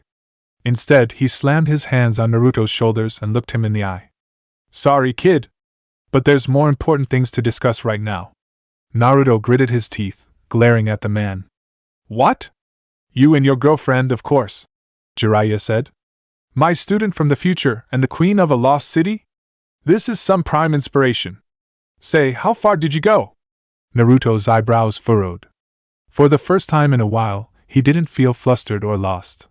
He didn't contemplate or ponder. Instead, he felt like himself. And when he felt like himself, Naruto reacted like himself. "Shut up, you pervert! Don't break into my home!" "Ah, my heart," Jiraiya said, putting one hand on his chest. "Is this how much loyalty I've earned from you? Naruto summoned a clone, and within a second a Rasengan formed in his hand. Jiraiya was already out the window. "Get back here! We'll talk later," Jiraiya said. "Come to the Hokage office in a bit." Naruto hissed at the man, and slammed his window shut. The Rasengan disappeared, leaving him alone with his thoughts. Jiraiya was alive. As annoying as ever, but alive. Loud knocking came from his door. He rushed towards it, finding Sara standing there, looking upset. "Sorry," he said. "I didn't want to wake you, it's Dash." "No, it's fine," she said. "I was awake, did you hear?" "Hear what?" he asked. "The war," she said, holding her hands to her chest. Her eyes grew moist. "They said the war started in earnest. Iwagakure has laid siege on Takemi village, they're recalling all ninja." All ninja included him. He blinked. The war was an inevitability, Yamato had said. The question was whether they could come out better than they had in the future. Despite a large amount of casualties, Konoha was no doubt the winner of the Third War. With the information that Yamato had, this victory might mean much more, but that also meant more focused efforts, which meant that if he had to fight to protect the village, it was an extension of his bodyguard duties, and something he couldn't say no to. Not that he would doubt he was Uzumaki Naruto, and nobody would hurt the people he held precious. She hugged him while he was still lost in his thoughts. Wrapping his arms around her, he put his chin on the top of her head and sighed. "It'll be fine." "No," she said. "I don't want you to fight." "It'll be fine," he repeated. "Because I have something to come back to, there's no way I'll end up hurt." Chapter 6, 3 words, 8 letters. "I have a mission," Naruto said. It was the very next day, and they sat on the top of the Hokage monument having their picnic. She dropped the bottle she was holding, the liquid spilling over the side of the blanket, onto the soil. "I could have said no, but it's important, and I didn't want to lie to you." She didn't react. She knew, of course, that the war was going to spill over to Konoha soon enough. There might be spies in place already.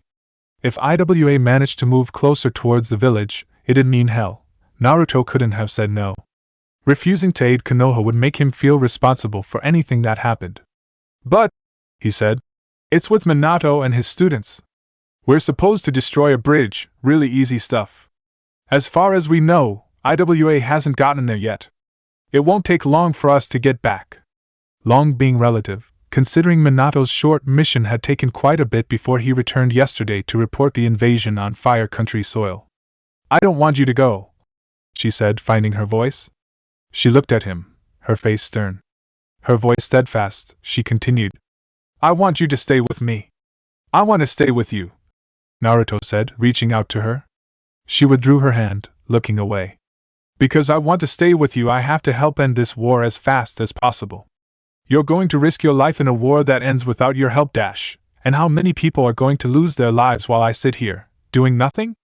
"You're not doing nothing," Sara said. Her voice rose. "You're protecting me, staying with me. Because I'm protecting you, I'm going." She turned her gaze back to him, her eyes wet. She found him staring back. His jaw was set, his eyes were hard, unyielding. Serious. It was the face she had seen him make when he had faced her treacherous minister. A face she couldn't resist, because it was so earnest. "If I can save just one more person from suffering," he said, "then I have to try." Tears welled up in her eyes, some dripping down her cheeks. That was the issue with him, wasn't it? If he were any other person, she wouldn't have fallen for him. If she'd keep insisting for him to let go of his ideals, she wouldn't be worthy to call herself a descendant of the royal family. She wouldn't be worthy of calling herself queen, and as much as she had let go of that title, she remained the leader of her people. She still carried that ideal of the queen with her, and she couldn't sully it. She leaned over, crawling over the blanket, and pushing the food aside to bury her face in the crook of his neck. Her held her. He was warm. He was holding her tighter than he ever did before. It took her a moment to realize that he, too, was shaking. That he, too, was unnerved and uneasy about the war.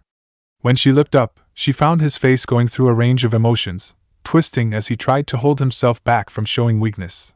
She leaned backwards, grabbing his chin and pulling him closer. He mirrored her action, grabbing her cheeks and leaning into the kiss. It was almost needy, desperate, and animalistic. Before, their kisses had been rather awkward first touches. Those didn't convey the emotions the two felt for each other. By the time they broke apart, their breathing was heavy. Sara's face was full of tears, the stream of them flowing down her face made the next kiss salty. They broke apart. She wrapped her hands around his neck, knocking him over as she leaned forward again. She was lying on his chest, wiping her tears on his shirt. "I love you," she said. Naruto had known love. He understood affection. Yet, as he heard those words, he felt more at peace than ever, and his heart pounded with a force that made him realize just how much her words meant for him. "I love you," he sighed. He kept holding her. There was something different to this love. Something beyond just the closeness of the relationship and the desire to protect. Despite knowing each other for a few weeks at most, the time they've spent together felt like years. The feelings they had for each other felt like a bond that would kill them if it was ever broken. He loved her. And for the first time in his entire life, he understood just what love meant. When Sara said goodbye at the gates, she did so with a kiss and puffy eyes that couldn't hold back her tears. Kushina was with her, saying her farewell with rather solid hits to both Naruto's and Minato's backs, and a large grin on her face. Leaving Sara alone with Kushina wasn't as easy as he thought it was.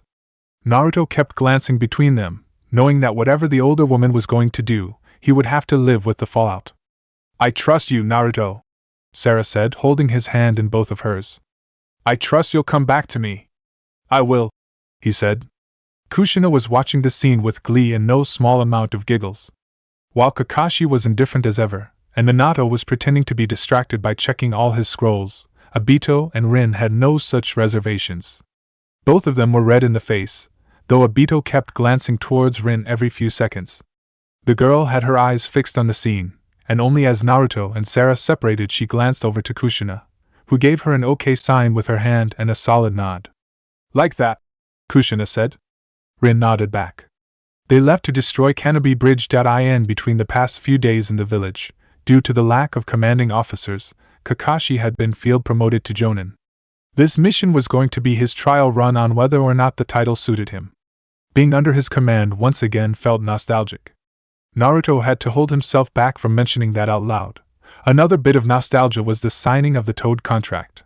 The way to Kusugakure was a long one. It was about the distance from Konohagakure as it was from Iwagakure, yet it was the fastest way from the land of earth to the land of fire, the land of grass, and by extent the village of Kusugakure proclaimed neutrality in the conflict. It was invaded by IWA, and had been the base of operations. The reports by Jiraiya, which were confirmed by Yamato, had painted a different picture.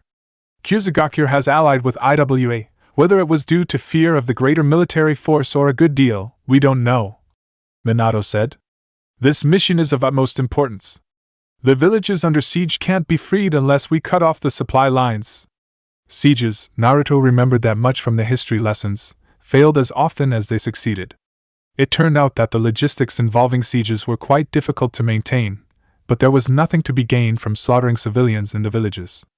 Once they had a foothold on the border, they wouldn't need the Canopy Bridge anymore, as their new subjects would pay their dues to the new overlords if it kept them alive. That was what they had to prevent. "How much resistance are we expecting?" Naruto asked. Obito swallowed, making an audible noise. The younger blonde gave him a smile, trying to reassure him. "It's supposed to be a stealth mission, so the expectation is none," Kakashi said. "But plans never survive contact with the enemy. They'll have a bulk of their force protecting the bridge, and if Kusugakure is backing them up, it might even larger. If it's numbers, we have those too," Rin said, looking over to Naruto. "I want you to keep these," Minato said, handing everyone in the team a three-pronged kunai. "Throw them during an emergency." "Hiraishin?" Naruto asked, furrowing his brow. Minato smiled. "You're expecting the worst, aren't you?" "According to Yamato," Minato said, his voice tense. "Expecting the worst is what we should do." Naruto nodded. If Yamato knew about this mission, there was something going on, something that was significant enough for the man to have read about. No doubt. It was at night, not long after they had crossed the border into grass territory. Naruto could hear something as he kept watch during the night. Rustling. Wind. Steps. Then a large ball of fire gathered in the air, looking more like ignited oil than a katon jutsu. "Ambush!" Naruto shouted. The 4 other members of his team were out within a second. Even the tardy Obito stood at attention. The oily fire rained down on them, but they had more than enough time to dodge. The ninja that came out of the bushes wore no headbands. "Trying to be subtle in case you fail and we get away?" Minato asked. "That'd work better if you weren't so sloppy. Kusa-style blades could be stolen by IWA ninja, but that stance is unmistakable." Kenjutsu was a big thing in 4 countries. The land of water, the land of lightning, the land of iron, and the land of grass. While every country had their practitioners of various sword styles, 3 of these had the most distinct stances. The 4th had samurai. Throwing any subtlety out of the window, they rushed at them. 5, 6, 7 of them. No, way more. "Minato," Naruto said. "There's more in the darkness. I don't want to play our hand now, in case someone escapes. Can you take care of them?" Minato nodded, but before moving looked towards Kakashi. Kakashi nodded as well. The commander had the last say. With a flash, Minato vanished, leaving his 4 teammates next to their burning camp. Rin wasn't a great fighter, and as a healer should keep her chakra levels high until she is forced to use ninjutsu.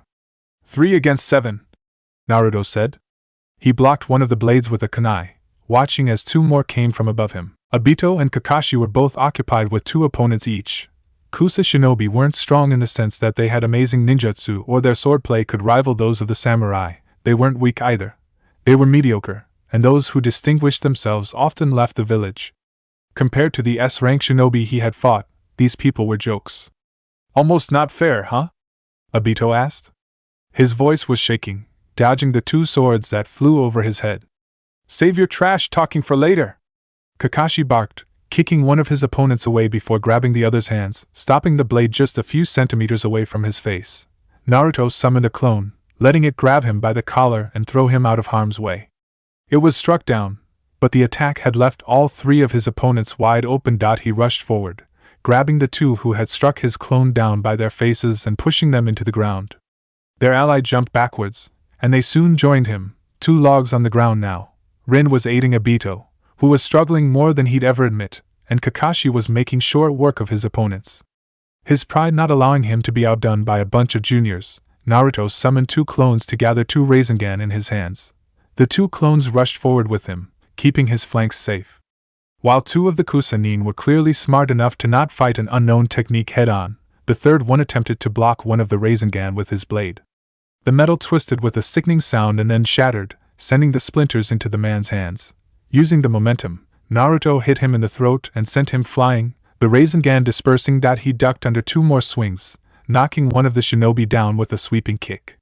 Naruto didn't stand up. Instead, he let himself fall forward, catching himself with his hands and stretched out his legs straight into the man's chin, leaving him disabled after a crunch announced no less than 2 fractures. By the time he was done, the others had finished up. The last shinobi standing was shaken by the quick dispatch of his allies, and turned tail to run. He bumped into Minato, who had appeared behind him with no sound. The man looked a bit roughed up, and his hands were full of blood, which exaggerated his menacing presence 5-fold.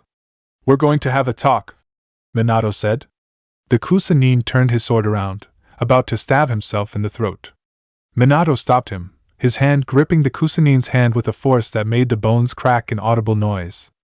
"A long talk?" The ninja were strays. One of them reported back to his superiors, no doubt, while the others engaged to kill the team. They didn't expect to be met with the elite that was Minato, or the fact that the kids in his team were quite capable of their own. The fact that they might be expected, however, was going to force their hand. "We're going to split up," Kakashi said. He didn't take the commanding post for granted. "Minato-sensei and I will take the path to the right. He can cover the distance faster than anyone, and you 3 will take the left.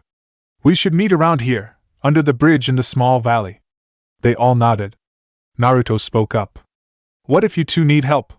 If we end up unable to continue, we'll leave it to you," Kakashi said. "The mission is more important than any of us. If we fail, the war is as much as lost." Naruto wanted to say something about that kind of attitude, but Minato's hand on his arm stopped him. "Understood. Nevertheless, if any of you is in danger, do not hesitate to use the kunai. It's a bit chakra costly at the moment, as I haven't optimized the seal yet, but I should be able to jump to you if you need me." Kakashi didn't say anything when the other 3 nodded. It was a simple plan, with a billion ways to go wrong, ending up in an Awagakure ambush with 5 Jonin-level shinobi was near the top of the list, right under that Tsuchikage personally comes by to take a dump on you. However, Minato and Kakashi could still snake their way to the bridge, which meant he had to fight and only use Minato's kunai as a last resort. When Naruto summoned 100 clones, his opponents spread out and gathered chakra. Overwhelming his opponent was his go-to, but when his opponents had techniques that could level forests, that wasn't easy. All of the clones threw shuriken and kunai at the IWA ninjas. Some of those exploded into smoke.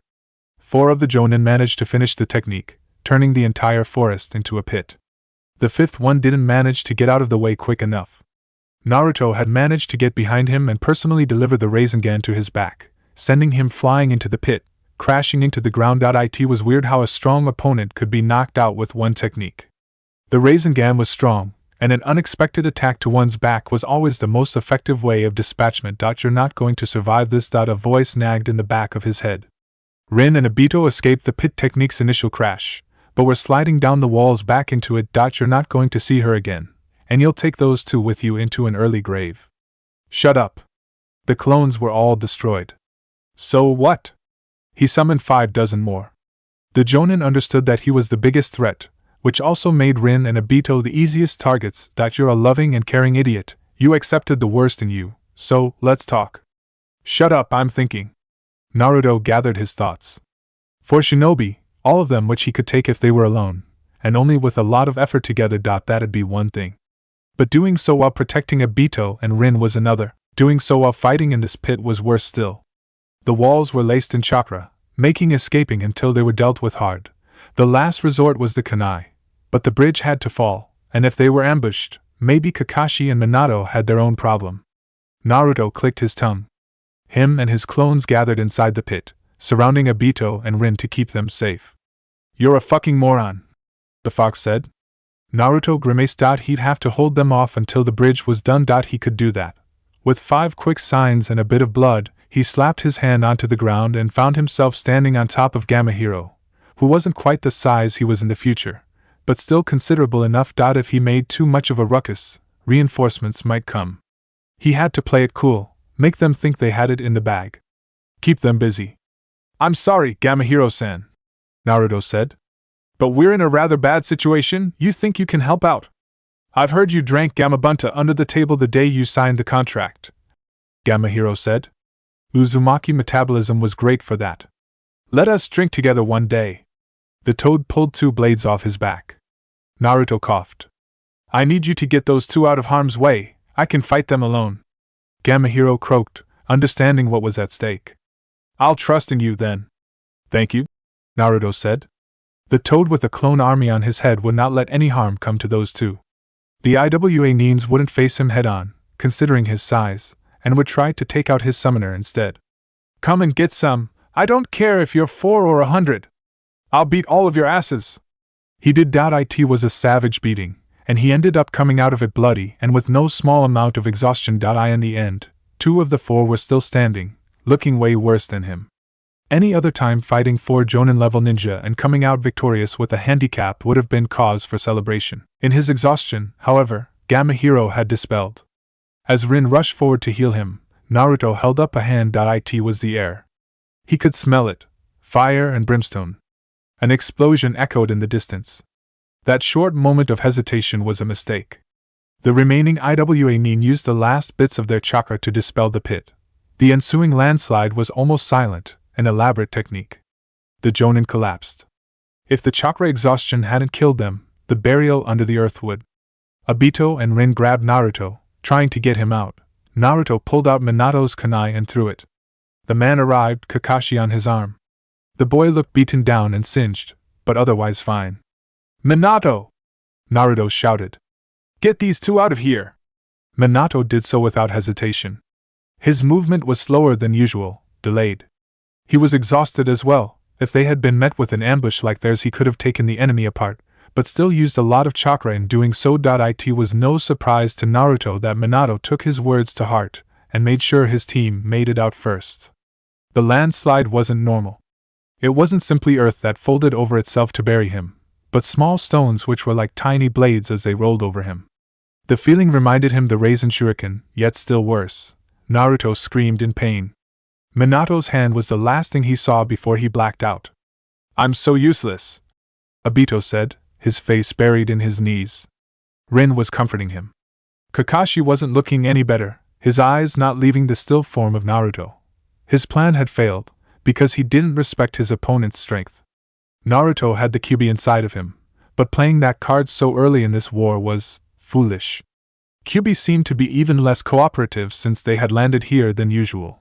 Naruto knew that. He held back, and still came out victorious. Obito and Rin were unharmed while he took the brunt of the attack. Minato was unconscious as well, though he managed to teleport them as far away from the IWA border as possible before collapsing in exhaustion. While he was going to be up by tomorrow morning, it was hard to tell with Naruto.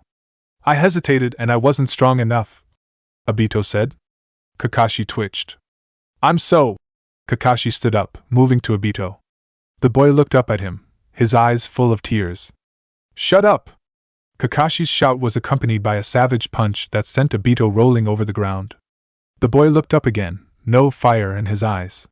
Nothing but absolute darkness. I'm sorry, don't apologize to me, you. Kakashi hesitated, clearly uncertain about the appropriate word for this situation. You utter asshole, he fought to keep you safe not because you're useless, but because you're his precious comrade.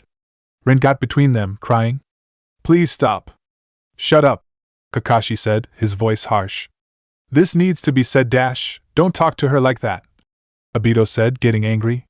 She's not to blame, if you were useless, you both were, Kakashi said. Rin flinched, understanding why Kakashi was being so cruel, but clearly still unhappy about it.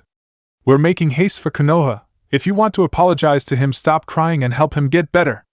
Rin had tried to heal the wounds on his legs, but was unable to do much besides stop the bleeding. It was a rather gruesome display, a technique made to rip someone to shreds and make sure they lived through as much of it as possible. It was the kind of cruel technique that would be declared forbidden outside of war times, and Naruto had survived it, which meant that his pain was far, far above what anyone could imagine. Through her sobs, Rin had a thought that hit her much harder than the fact that she couldn't heal him. Not a proper healing. She'd have to explain to Sara and Kushina what had happened, and that she couldn't help him. Stop fighting, she said again, falling to her knees. Please! Her pleading made Kakashi stop. Obito deflated, though the words of his teammate roused him out of his slump. Kakashi wasn't wrong. It just didn't make him feel any less useless. Chapter 7, For Our Future. I told you, you were a fucking moron, Kyuubi said. Naruto furrowed his brows, watching the caged beast. You absolute reprobate. You're no better than a gorilla. Something's wrong. You did something beyond stupid and got hurt for it. It's amazing you were able to hold back. My chakra would have made short work of them. And alerted every patrol in the area, balls deep in stone territory, Naruto said. Don't think I didn't notice that you weren't pushing me either. You wanted this to happen. Kyuubi grinned at him. I don't need you to fall for me anymore. Naruto narrowed his eyes, his body tense. Kyuubi was far from generous and even further from placid. If there was something it had in mind for him, it would be better to get it out of the way as fast as possible. What do you mean? Naruto asked. The beast's grin widened. I don't need to get out of here anymore, Kyuubi said. There's a version of me, twice as strong and more than happy enough to break its chains eventually. I don't need to keep your sorry ass alive. So when I was injured, you didn't heal me? You're an Uzumaki, it said. You'll heal. Its grin turned feral. Disgusting and gleeful. Absolute and utter dedication to contempt. But, it began again. It'll be painful and slow. Picking a fight with 4 shinobi on their home turf? Dumb. Letting yourself get trapped inside a technique of that scale to protect those 2 weaklings? You deserve what you get. Naruto crossed his arms. Humph. I thought you'd know me better by now. You know why I couldn't have let them get hurt. Because you're a retard, Kyuubi said. And because you have no regard for your safety. I'm still impressed you managed to get this far without borrowing my power, but what's the use now, Naruto fell over, his legs feeling numb. Kyuubi laughed. What happened to my legs? I'm no medic, but I know your body better than anyone, it said. Naruto shuddered. And your legs have some pretty severe nerve damage. Remember that month you spent fucked up in the hospital after you got stabbed in the chest? This is gonna feel worse. Naruto gritted his teeth. Of course it'd taunt him and mock his weakness. Naruto gripped the ground, pushing himself away from it and forcing himself on his legs. He gave the fox a defiant glare and held up a single finger. As long as I live, Naruto said, his voice tense, I'll keep standing. And if you take away my limbs, I'll use my teeth to fight. You're not going to beat me down with words. The fox was silent, its eyes moving over Naruto's shaking form with an unreadable expression on its face. I can respect your tenacity. I can't respect your reasoning. Your blind trust will get you killed. It wasn't a prediction. To Kyuubi, that was a fact. Naruto grinned, spreading his arms wide. It'll be a pleasure to convince you of the opposite. We're going to roll for a long time. The fox wasn't kidding. He woke up in agony, his legs feeling like they were shoved through a meat grinder, and then turned into paste. A quick glance down showed that he still had them, though they were bandaged and hard to move. Another thing he noticed were two rather obtuse tubes in his mouth, reaching all the way down to his lungs. He ripped them out, taking a deep breath only to cough due to a sore and very, very dry throat. A nurse entered the room, hitting a button on the wall. It didn't take long for two doctors to come in, with a gaggle of nurses behind them. Naruto-san, please stay calm, one of the doctors said. You're in the Konoha main clinic. Please try not to move. Naruto's coughs grew weaker. He nodded, leaning down onto the bed again. The doctors checked him over with medical techniques, the green glow feeling warm and replenishing small amounts of chakra. His legs, however, made him want to scream. Fortunately, he had a high pain tolerance. When they handed him a bit of water, and he drank it all with greedy gulps, the next noise that came out of his mouth was a crude grunt. They started to ask questions, and he answered. It was hard focusing on them. He had other things to worry about. Like Sara. By the end of the checkup, they told him he might not be able to walk again. He told them to go fuck themselves. He woke up to a soft hand holding his own. It wasn't a special scene of them embracing each other, running into each other's arms with the sunset in the background. It was late at night. Until the doctors confirmed he was up for it, she must have been barred from entering. Officially, he had no immediate family after all. He opened his eyes slowly, turning his hand to hold hers. She looked up to his face, her eyes red and puffy. Despite the darkness, he could make out everything. She had been crying a lot, no doubt, and it was his fault. When she moved forward, putting her hand on his chest and then further to wrap him up in an one-armed hug, it was clear to him just what was going on. Her approach was tainted with fear, and every careful inch further betrayed her thoughts. She thought he would break if she touched him wrong. Naruto wrapped his own arm around her back and pulled her onto him, embracing her with a ferocity that he didn't know he had in him.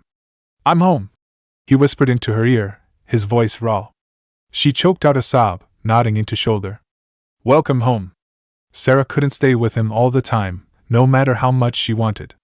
When he insisted she had to keep up her duties as Queen of Roran, she accepted his reasoning begrudgingly. She wouldn't be his only visitor. Kushina was first. Her eyes had lost that bright glow they usually had. She was worried, but unlike Sara, she was better at hiding it.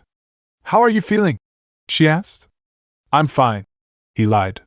We'll be up in no time. There was a pang of worry. A bit of guilt when she nodded. He shook his head, a small, strained smile on his lips. I know what they said. She glanced off, not willing to meet his eye. I don't care, he continued. She looked at him, her eyes widening. Pushing his thumb into his chest, he gave her the largest smile he could muster and made a promise. I'm going to walk again, even if I have to crawl out of the gates on my hands to get Tsunade to heal me. That was one of the possible healers that could help him, after all. She had done the same to Lee. Kushina's eyes widened further, and she mirrored his smile. You don't need to. Naruto blinked. Sorry, what? I'll do it, she said, the fire in her eyes now back. She owes me one, and I'm sure I can cash in that favor. Don't worry, Naruto. He nodded, giving her a hug when she came closer. Thank you, Nei-chan. A week later, he was on his feet. Never walk again, his ass. Then again, he could take all of 2 steps before his legs couldn't take it anymore. So until Tsunade came by to take a look, he'd have a long way to go. His next new visitor came on that day, finding him out of his bed trying to crawl back up. It was Rin, Minato threw himself into mission after mission, unable to make time. He felt responsible as well, and took responsibility by wanting to end the war. Kakashi had been leading different teams, and aided in the effort to break the sieges on the villages now that the enemy was cut off from their supply lines. Rin and Obito had been given an extended leave. Kushina said the reasoning was that they were psychologically unfit. A designation that would be ignored in the worst-case scenario. But the war had been looking up and Konoha was fighting back with such a ferocity that it was unlikely to come up. When Rin saw him on the ground, she rushed to help him. He held up a hand, making her flinch back. Forcing himself to stand and get rid of that pitiful appearance, he sat down onto his bed and gave her a smile. "It's nice to see you again, Rin." Rin gave him a hug as well. It wasn't like Kushina's or Sara's, it was not one that said affection or love. It was one of shaking shoulders and desperate crying. Sorry. This is my fault. I don't blame you," Naruto said. Rin stilled. He patted her on her back. "I've been hurt just as badly in the past, because I've protected people close to me. There's no way I could blame anyone for this. Maybe the fox that refused to aid his efforts to get better. Then again, him not using the grumpy monster's chakra was a gamble so the mission could go off without a hitch. A gamble that paid off. If we were strong like Kakashi, this wouldn't have happened," Rin said. Naruto shook his head.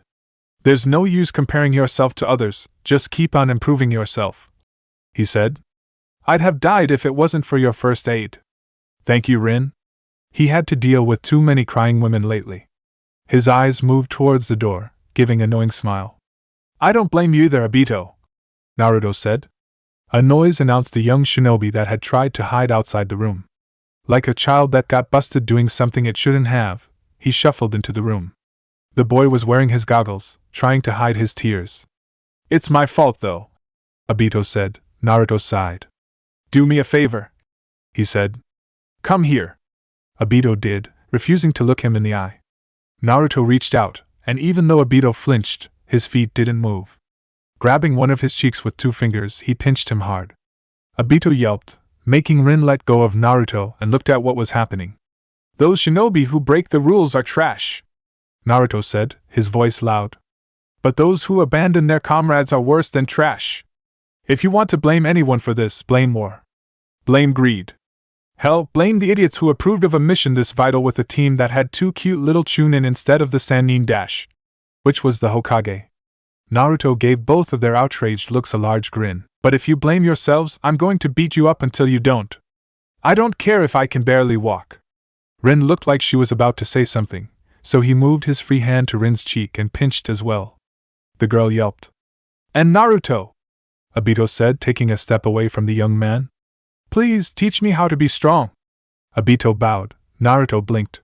While the boy had requested training from him before, he hadn't done so with such earnesty. Rin looked between them, her cheeks still stretched. "I don't think I'll do a better job than Minato," Naruto said. "But I'll teach you what I know." Obito smiled, raising his goggles and rubbing the tears out of his eyes. Naruto stopped himself from reacting to the sight. "Sharingan, huh?" Obito blinked, giving him a firm nod. "I got it when you were buried and saved us. I knew an Uchiha once," Naruto said.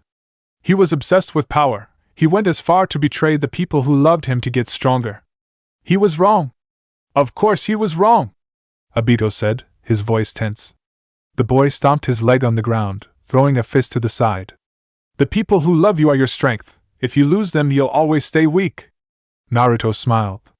So did Rin, though it looked rather comedic due to Naruto's pinching. "Kushina's still looking for Tsunade, right?" Naruto asked. Both of the Chunin nodded. Naruto's smile widened. "Of course. Things were going to look up soon." "Naruto." Sara was with him again. Today the doctors allowed him to eat something solid, so she had brought a bunch of food cooked by the others with her. They ate in silence, Naruto taking care not to choke himself. It just tasted too good. "Yes?" he asked, a sandwich in his mouth. She let him swallow before continuing. "You nearly died," she said. He swallowed again, trying to find his voice to reassure her. "I know why. Rin and Obito came to me, apologizing, and I know you don't blame them. I can't either. It's just in your nature. I told you I'd come back." "And what if you don't?" she asked, her voice heated. What if you don't come back next time? Look at yourself, you can't stand without help dash. He grabbed her cheeks, trying to calm her. She slapped his hands aside, a mixture of dread and fury glistening in her eyes. Listen up dash, Sara dash, shut up, she said, grabbing the collar of his hospital gown. I'm not going to hesitate. I don't care if this is going too fast for you. What dash, shut you up, she said, shaking him back and forth, her previous fear of hurting him gone. Her voice grew more tense. We've went through so much shit, why you asshole? Cursing? Sara, of all people? Kushina might have rubbed off on her more than he'd like. So for once stop trying to reassure me and let me make a decision, she said. He blinked, shutting his mouth. She smiled, grabbing a box from inside her robes and throwing it onto his lap. Propose to me. It took him a bit to process her words. He looked back and forth between the box and the girl, not capable of voicing his thoughts. It was a jumbled mess, and despite everything it was the one thing that made sense today. He pushed her away, holding the box in his hand. When he moved off the bed, she tried to stop him, but his smile stopped her. He moved his legs onto the ground with a deliberate and slow pace, struggling to stand, but much more confident than he had been the past few tries. Lowering himself to his knee, he held up the box and opened it. She leaned down and kissed him. Chapter 8 Peace. When Kushina came back to the village, she did so bruised, exhausted, and with Tsunade in chains. It hasn't been that long since the Sannin had left the village, and she was without a doubt one of the strongest ninja on the continent. According to Shizen, even the tailed beasts couldn't have stopped Kushina from dragging Tsunade back. The mountain that was blown up during the fight had been blamed on IWA. Like most things during this war, Tsunade had still refused. Though she was back in the village she had sworn to never turn back towards, they couldn't force her to heal anyone. Tsunade wasn't a woman that honored her debts, and the favor that Kushina wanted to cash in wasn't going to change that. Jiraiya trying to convince her was unexpected. It looked like it would get through her, but in the end she was left drinking alone in a bar. The young girl she had adopted as her student waiting outside. It was Sara who had made the latest attempt.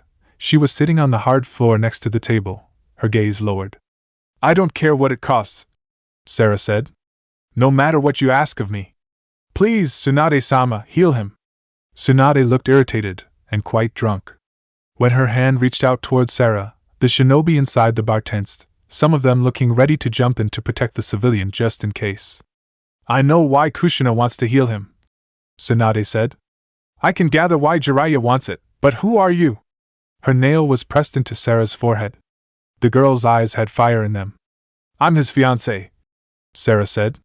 Tsunade grimaced, the word causing her to drop her hand from the girl's face and grab another bottle. He was hurt on a mission protecting this country. This village. Does that mean nothing to you? There's nothing but grief found here, Tsunade said. You want what's best for him? Don't let him be a shinobi and just drag him out. Have a peaceful life in some village as far away from Konoha as possible. The patrons flinched, the sheer disrespect for Konohagakure coming from one of the heroes of the previous war stung. Yet, her reasons for doing so were not much of a secret. She was grieving, for she had lost the last of her family, and being forced back here clearly didn't help her mood any. If I were to do that, Sara said, I wouldn't be worthy of being by his side.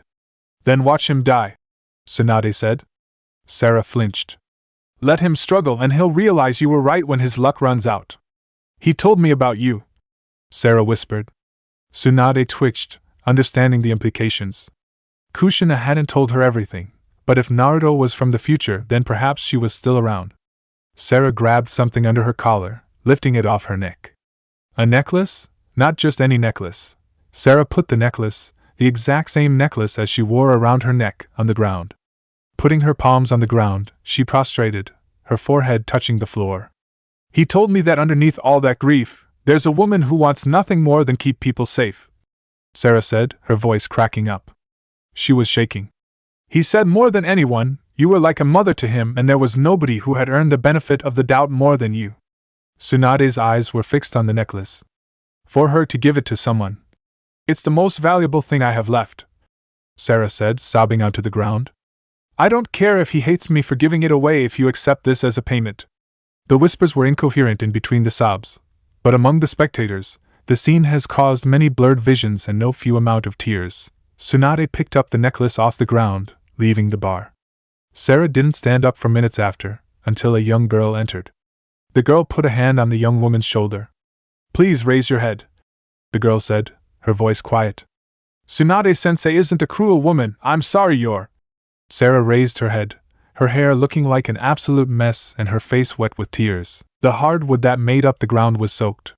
The young girl put her arms around Sara.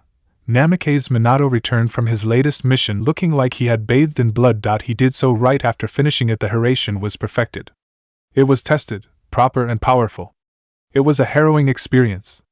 Minato had counted them all, every man and woman, every child that was in the forest that he was forced to kill to protect his country and village. To protect his future. 783. That's how many he took apart before the rest fled, the words of their commanders falling to deaf ears. They called him the Grim Reaper. He didn't even feel tired. When he was satisfied with being clean, he stepped out of the shower to find Kushina waiting for him. The woman embraced him, planting a kiss on his lips before putting her head on his shoulder. "I heard you brought Tsunade back," he said, his voice barely above a whisper. She nodded. "Is he going to be all right?" "Yes," Kushina said. Sara convinced her to heal him. "There's big news, too." "Big news?" It would turn out that only a day later the news would spread over the continent. The land of water and the land of fire had entered an alliance. The land of lightning, which had observed the conflict and participated in minor skirmishes, had withdrawn completely. It would turn out that only a week later, the third would announce his retirement, and the fourth Hokage would be chosen. It would turn out that Iwagakure's great loss led to the nobles declaring an end to the war, or they would face sanctions. Though it would take weeks longer for the actual fighting to end, the third war had been by far the shortest of them all. But all that paled in comparison to the important things. "Naruto and Sara are getting married," Kushina said. And just like that, Minato's eyes brightened, and the weight of the world fell off his shoulders. For just a moment, Minato could see the future of peace, standing by the side of his family. Naruto stood in front of a mirror in his underwear. His legs were bandaged up. The special material made from oils of the slug gardens would aid the recovery. Tsunade's surgery had taken well over 50 hours before she finished it. It was long, bloody, painful, and he had to be awake during all of it. He had absolutely no mind to complain, however, now that he could stand on his own two legs again. While recovery to the point where he could return to being an active shinobi was going to take a while, there was peace now. For how long was uncertain. Though Minato's efforts were no doubt going to move towards an era in which the five nations wouldn't keep going with their wars and the senseless bloodshed, whether he would succeed was up in the air. It wasn't being a shinobi that he needed those legs for, however. Dressing himself, Naruto moved out of his apartment. Today was the day the refugee district was finished. Houses had been built, and the people of Roran could now move into the newly named Roran district. The dozen or so genin tasked with helping the relocation looked as happy as he did during his D-rank missions. He saw her there, standing among them, giving each one a glass of lemonade. Walking down the stairs and enjoying the lack of pain, he sneaked up on them. With a quick movement, he grabbed Sara from behind, holding her close to him and putting his chin on her shoulder. She nearly dropped the tray she was holding. "Naruto," she said. "Don't sneak up on me, you just look so vulnerable," he said, smiling. The genin, young and innocent, looked confused and weirded out. "I just want to kidnap you and lock you up in a castle, Wait until we move into the house and you can do whatever you want." Naruto grinned. "Whatever I want, yes?" Sara blushed, giving the tray to one of the genin before turning around. She pinched his sides, making him try to move away, but his arms were still snaked around her, every pinch and tickle making him draw her closer. Stop that," he said, laughing. The genin laughed at him. "We still have a date today, don't make me fall and ruin my clothes." "Humph," she said, taking pity on him. "If you can bother me while we're moving, you can help out. I heard Jiraiya was back and he was boasting about that amazing wedding planner he knew." Naruto flushed, remembering the upcoming date. It was still months until the actual wedding, but the planning had to be done much earlier, of course. "I'll go find him then." The third Mizukage, the third Hokage, and the third Kazekage sat together, drinking tea. Behind them, two young men and a much younger-looking boy stood at attention. "We've all chosen our successors based on the results of this war, haven't we?" the Mizukage said. Hiruzen smiled, giving him a nod. We're moving into a new era, Hiruzen said. I'm old, so I have my excuses. You two have much more noble causes. Things are rapidly changing, the Kazekage said. In the choice between the Butcher Sasori and Raza the Golden, it was clear who to choose. Minato glanced over to the man. Raza looked plain, but there was something in his eyes that made it clear just how true the third Kazekage's words were. However, your choice of a successor has been rather interesting, to say the least, Hiruzen said, glancing over at the boy. I'm not giving over the hat just yet, the Mizukage said. I'll groom Yagura to be the man Kirigakure needs, and I will bring him with me to these meetings so he understands that we need to stand with our allies. Wouldn't you say allies is a strong word? The Kazekage said. Raza twitched. The Mizukage shook his head. I think that we're closer than ever to an era of peace. It must be ironic coming from me, the ruler of the Bloody Mist, but it is from our mistakes we learn, not from our successes. Spoken like a true leader, Hiruzen said. The Kazekage nodded. Iwagakure is cowed, Yagura said, his voice tense. Kumogakure quit the war as quickly as they joined. Is it not the time to strike? The Mizukage shook his head. Instead of answering, he glanced over to Minato and Raza. No, Minato said. Because this chain of war and hatred can't be broken if we don't learn how to forgive.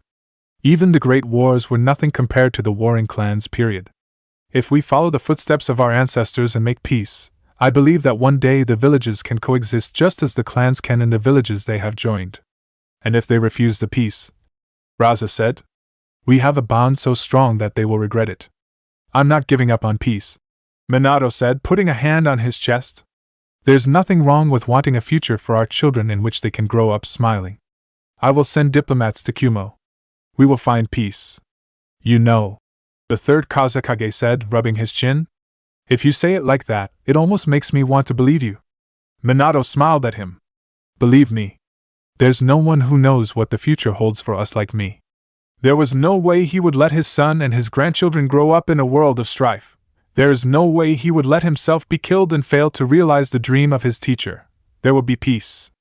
To speak of peace with such bloody hands, Yagura said. How can you be so confident? Minato smiled at him.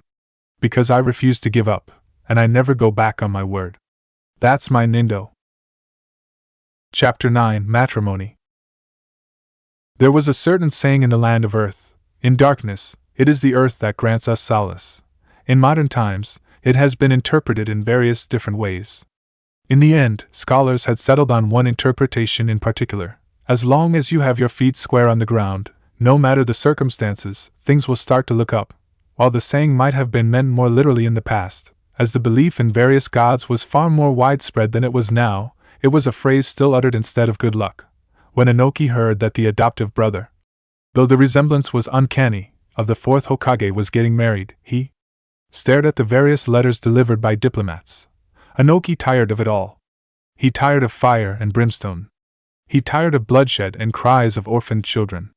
He tired of warmongering nobles and bloodthirsty clan heads. However, he could not accept peace with such ease. He could, however, extend an olive branch. Taking a piece of cloth off the wall, he looked at it. A traditional weaved image of the three old gods of the land of Earth, the matrimony of the Great Three, as it was called. He folded it, and began to write a letter. In darkness, it is the earth that grants us solace. Summoning one of his ninja, he handed them both the cloth and the letter. This is a wedding gift, he said. Leave it with the first Konoha ninja you find, don't start anything. The woman did not question why or what. She accepted the task, and was on her way. Inoki looked out of his window, down at the village that was still recovering from the misery of defeat. The beaten down and half-starved people who would hold grudges beyond what he could contain. Maybe it was time to retire. But he couldn't let the fires of war ignite again, not so soon. Until he had a successor he could trust, the hat was going to sit right where it was on the crown of his head, as it had done for decades. It was the first wedding of the village since the end of the war, and the fact that Naruto had been recognized as one of the heroes of it, responsible for turning the tides at Kanobi Bridge together with his adoptive big brother, and the team Kakashi, led to a great deal of buzz. Of course, nobody was as nervous as Naruto himself. He was pacing up and down the room, quite literally, as part of his recovery was to walk on walls to get his legs used to the strain. If you don't calm down, Minato said. I might have to call Kushina to get you down. You don't want that. Naruto dropped off the ceiling, looking around. Don't tell me you were calm during your wedding. Me? Never, Minato said, laughing. I was worse than you. Kushina personally dragged me out of the room to make sure I wasn't going to pussy out. Naruto chuckled, checking the clock in the room again. Only 10 more minutes. Did you expect things would come to this? Naruto asked. Minato had a small smile on his lips, but didn't answer. There's this weird feeling in my chest, this fear that I had of losing myself. It's gone now.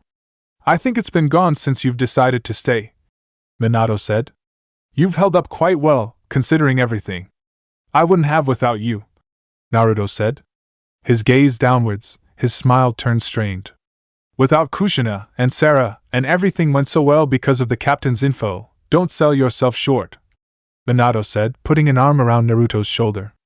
And stop looking so grim. It's your wedding day. It's supposed to be the happiest day of your life.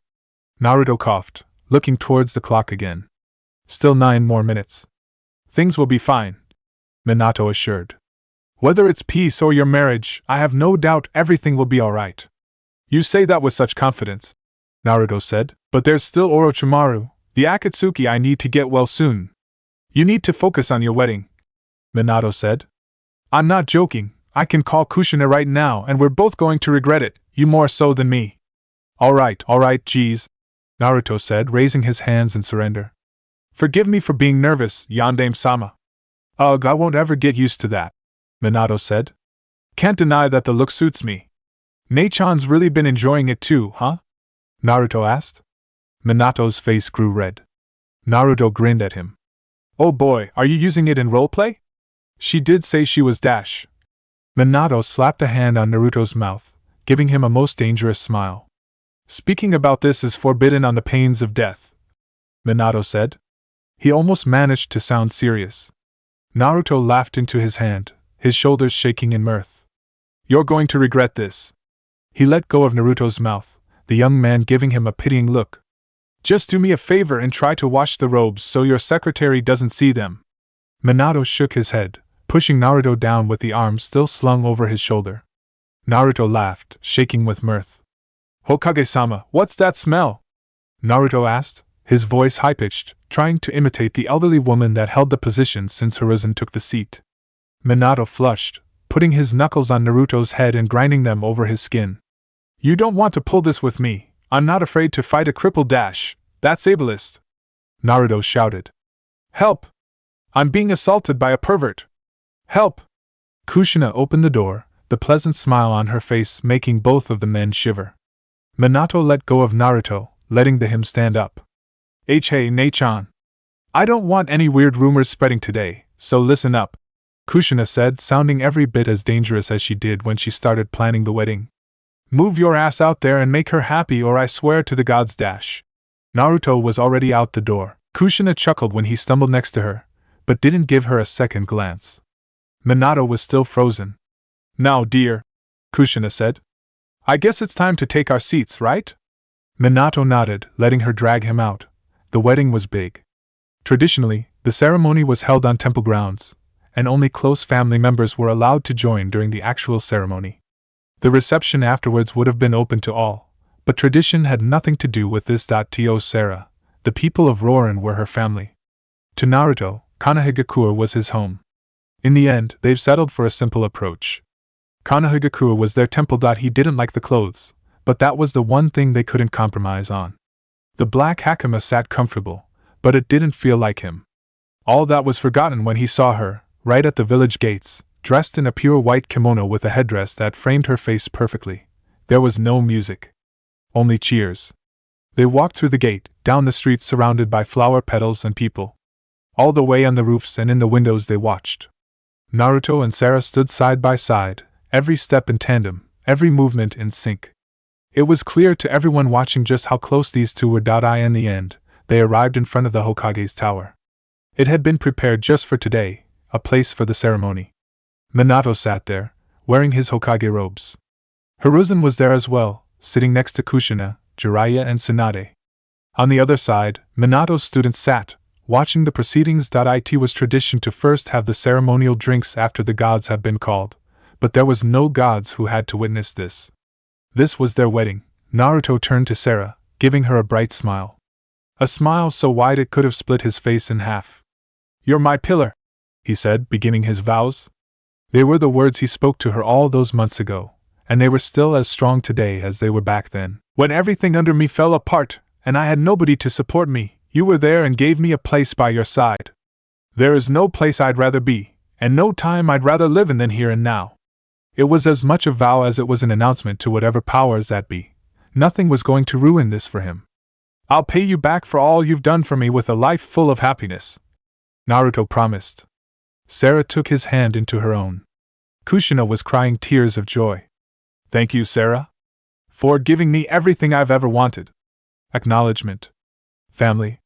Tsunade stood up, carrying 2 small boxes. She approached the couple with a sad smile on her lips. When she arrived, she knelt next to Minato and put the 2 boxes onto the table. "May the will of fire burn bright for you and your children," she said. She opened the boxes. The necklaces of the first Hokage sat there.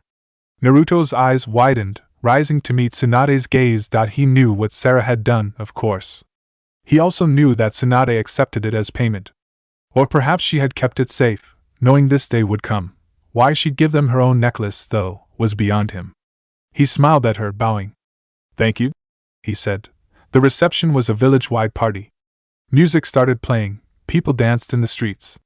Naruto and Sara joined them all. The wedding was as much their happiness as it was a sign for a better future. The night was coming to an end, and one message went out to everyone. Konohagakure stood strong, and in the middle of that stood a queen and her shinobi, her husband.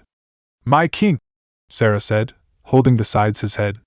She lifted herself up on her toes, planting a kiss on his lips. "There's a castle waiting for us." Naruto hugged her, lifting her up. He all but ran towards the Roran district. The first house on the left. It was plain, about the size of his parents' home, but it was theirs. They had moved in together the moment the district was opened, but today was different. Today they were husband and wife. He carried her into the home, up the stairs, into their bedroom. After 17 years of his life, Naruto had found peace that defies absolute peace. Love which exceeds absolute love. He kissed her. She kissed him. The night was much, much longer. Chapter 10, Epilogue. "It's almost time, isn't it?" Naruto opened one eye, glancing towards the small clock next to his bed. He was lying in bed, it was warm, his wife was on top of him, and he wasn't going to move his ass out even if the world was ending. "Naruto!" he groaned. "Yes, it's time." She rolled off him, ruining the perfect moment of zen. He groaned again, sitting up and turning around, his feet touching the ground. "Sara," he said. "Is this going to be every morning?" "It's not my fault she can't wake up on her own," Sara said. "If you teach her how to, I'm sure we can spend more time in the morning." Naruto shrugged, moving out of the bed and stretching. "You or me today?" "Your turn." Naruto nodded, walking out of the bedroom towards the room at the end of the hall. With one swift motion, he ripped the door open and shouted, "Uzumaki Sarama!" The girl that was sleeping in bed jumped up, hitting the ceiling. She stuck on it, her hands and feet almost glued to it. She made a noise somewhere between a hiss and a groan. "You could wake me up more gently, idiot father!" Naruto smiled at her, giving her a thumbs up. "And miss you going wild like that?" "No way." Sarama looked so much like Kushina, people wondered whether Naruto's adoptive brother title was just a lie made up to hide something bigger.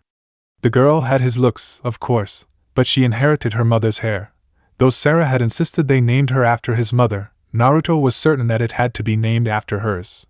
The woman who had given her everything for her country would live on in their hearts, and her name would be carried by their daughter. "You know what today is, right?" Naruto asked. Sarama blinked, dropping down from the ceiling and bouncing off her bed a few times.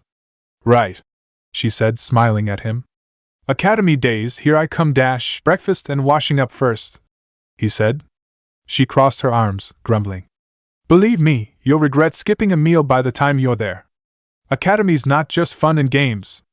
It's mostly learning, until you get to the practical lessons. That's when it's mostly fun and games. It was hard to lie to her, so she was aware of it already. Menma is going to go too, right? She asked. Naruto nodded. But he's not in my class? Year above you, Naruto reminded her. Of course, if you're as great as your handsome father, they might put you in the class above dash. Handsome? Sarama asked, scoffing.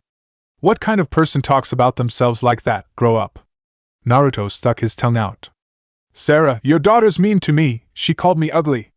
Now, Sara said, poking her head out of the bedroom. You shouldn't say such cruel things to your father, he might be a bit arrogant, but there's nothing wrong with that. It's not arrogance if it's true, damn it, Naruto said, skulking out of the room. Everyone's so mean to me. Only Menma looks up to his uncle. Impressing him is the easiest thing, Sarama said, grinning at him. Maybe if you were cooler I'd be impressed too. Maybe if you were cuter you'd have found a boyfriend already, Naruto said, grumbling. Sarama ran at him, trying to kick him in the back of his knees. He dodged, letting her slide over the ground until she hit the wall on the other side of the room. I'm too young, she said. Naruto laughed at her reaction, moving up to her to pat her head. Try to sell that when you learn how to hide those magazines you have Tsunade-bachan by you, he said. Sarama flushed bright red, her face and hair becoming the same color. She had inherited Kushina's temper as well. Luckily it was hard for him to be cowed by his own daughter. Unfortunately, Sarama had one advantage. A very, very doting mother. Sara flicked her finger at his ear, making him flinch back and hiss in pain. No bullying, I'm going to make breakfast and want this floor to remain standing here. Naruto nodded, giving his wife a kiss and a quick hug before grabbing his daughter by the legs and dragging her towards the bathroom. Don't come out until you're clean, he ordered. Sarama grumbled, defiantly rolling into the room and towards the shower. He closed the door behind her. It has been 12 years since their wedding. 13 years since he's come here. In the absence of war, the nations have grown closer, and Naruto could see the glimmer of hope in everyone's eyes. In the wall hung an ornate cloth from IWA, and an CD from Kumo, signed by the fourth Raikage's own brother. They hung there, next to the gifts from the other villages, congratulating them on their wedding. He walked down the stairs to the kitchen, watching Sara prepare breakfast with a smile on her lips. Sneaking up on her, he wrapped his arms around her waist and kept watching, his chin on her shoulders. You smell so good, he said. She didn't say anything, humming as she kept cooking. We need to take a vacation, just the two of us. If we leave that girl alone, we're not coming back to a home, Sara reminded him. He smiled. Houses can be rebuilt, he said. She laughed. Naruto felt at peace.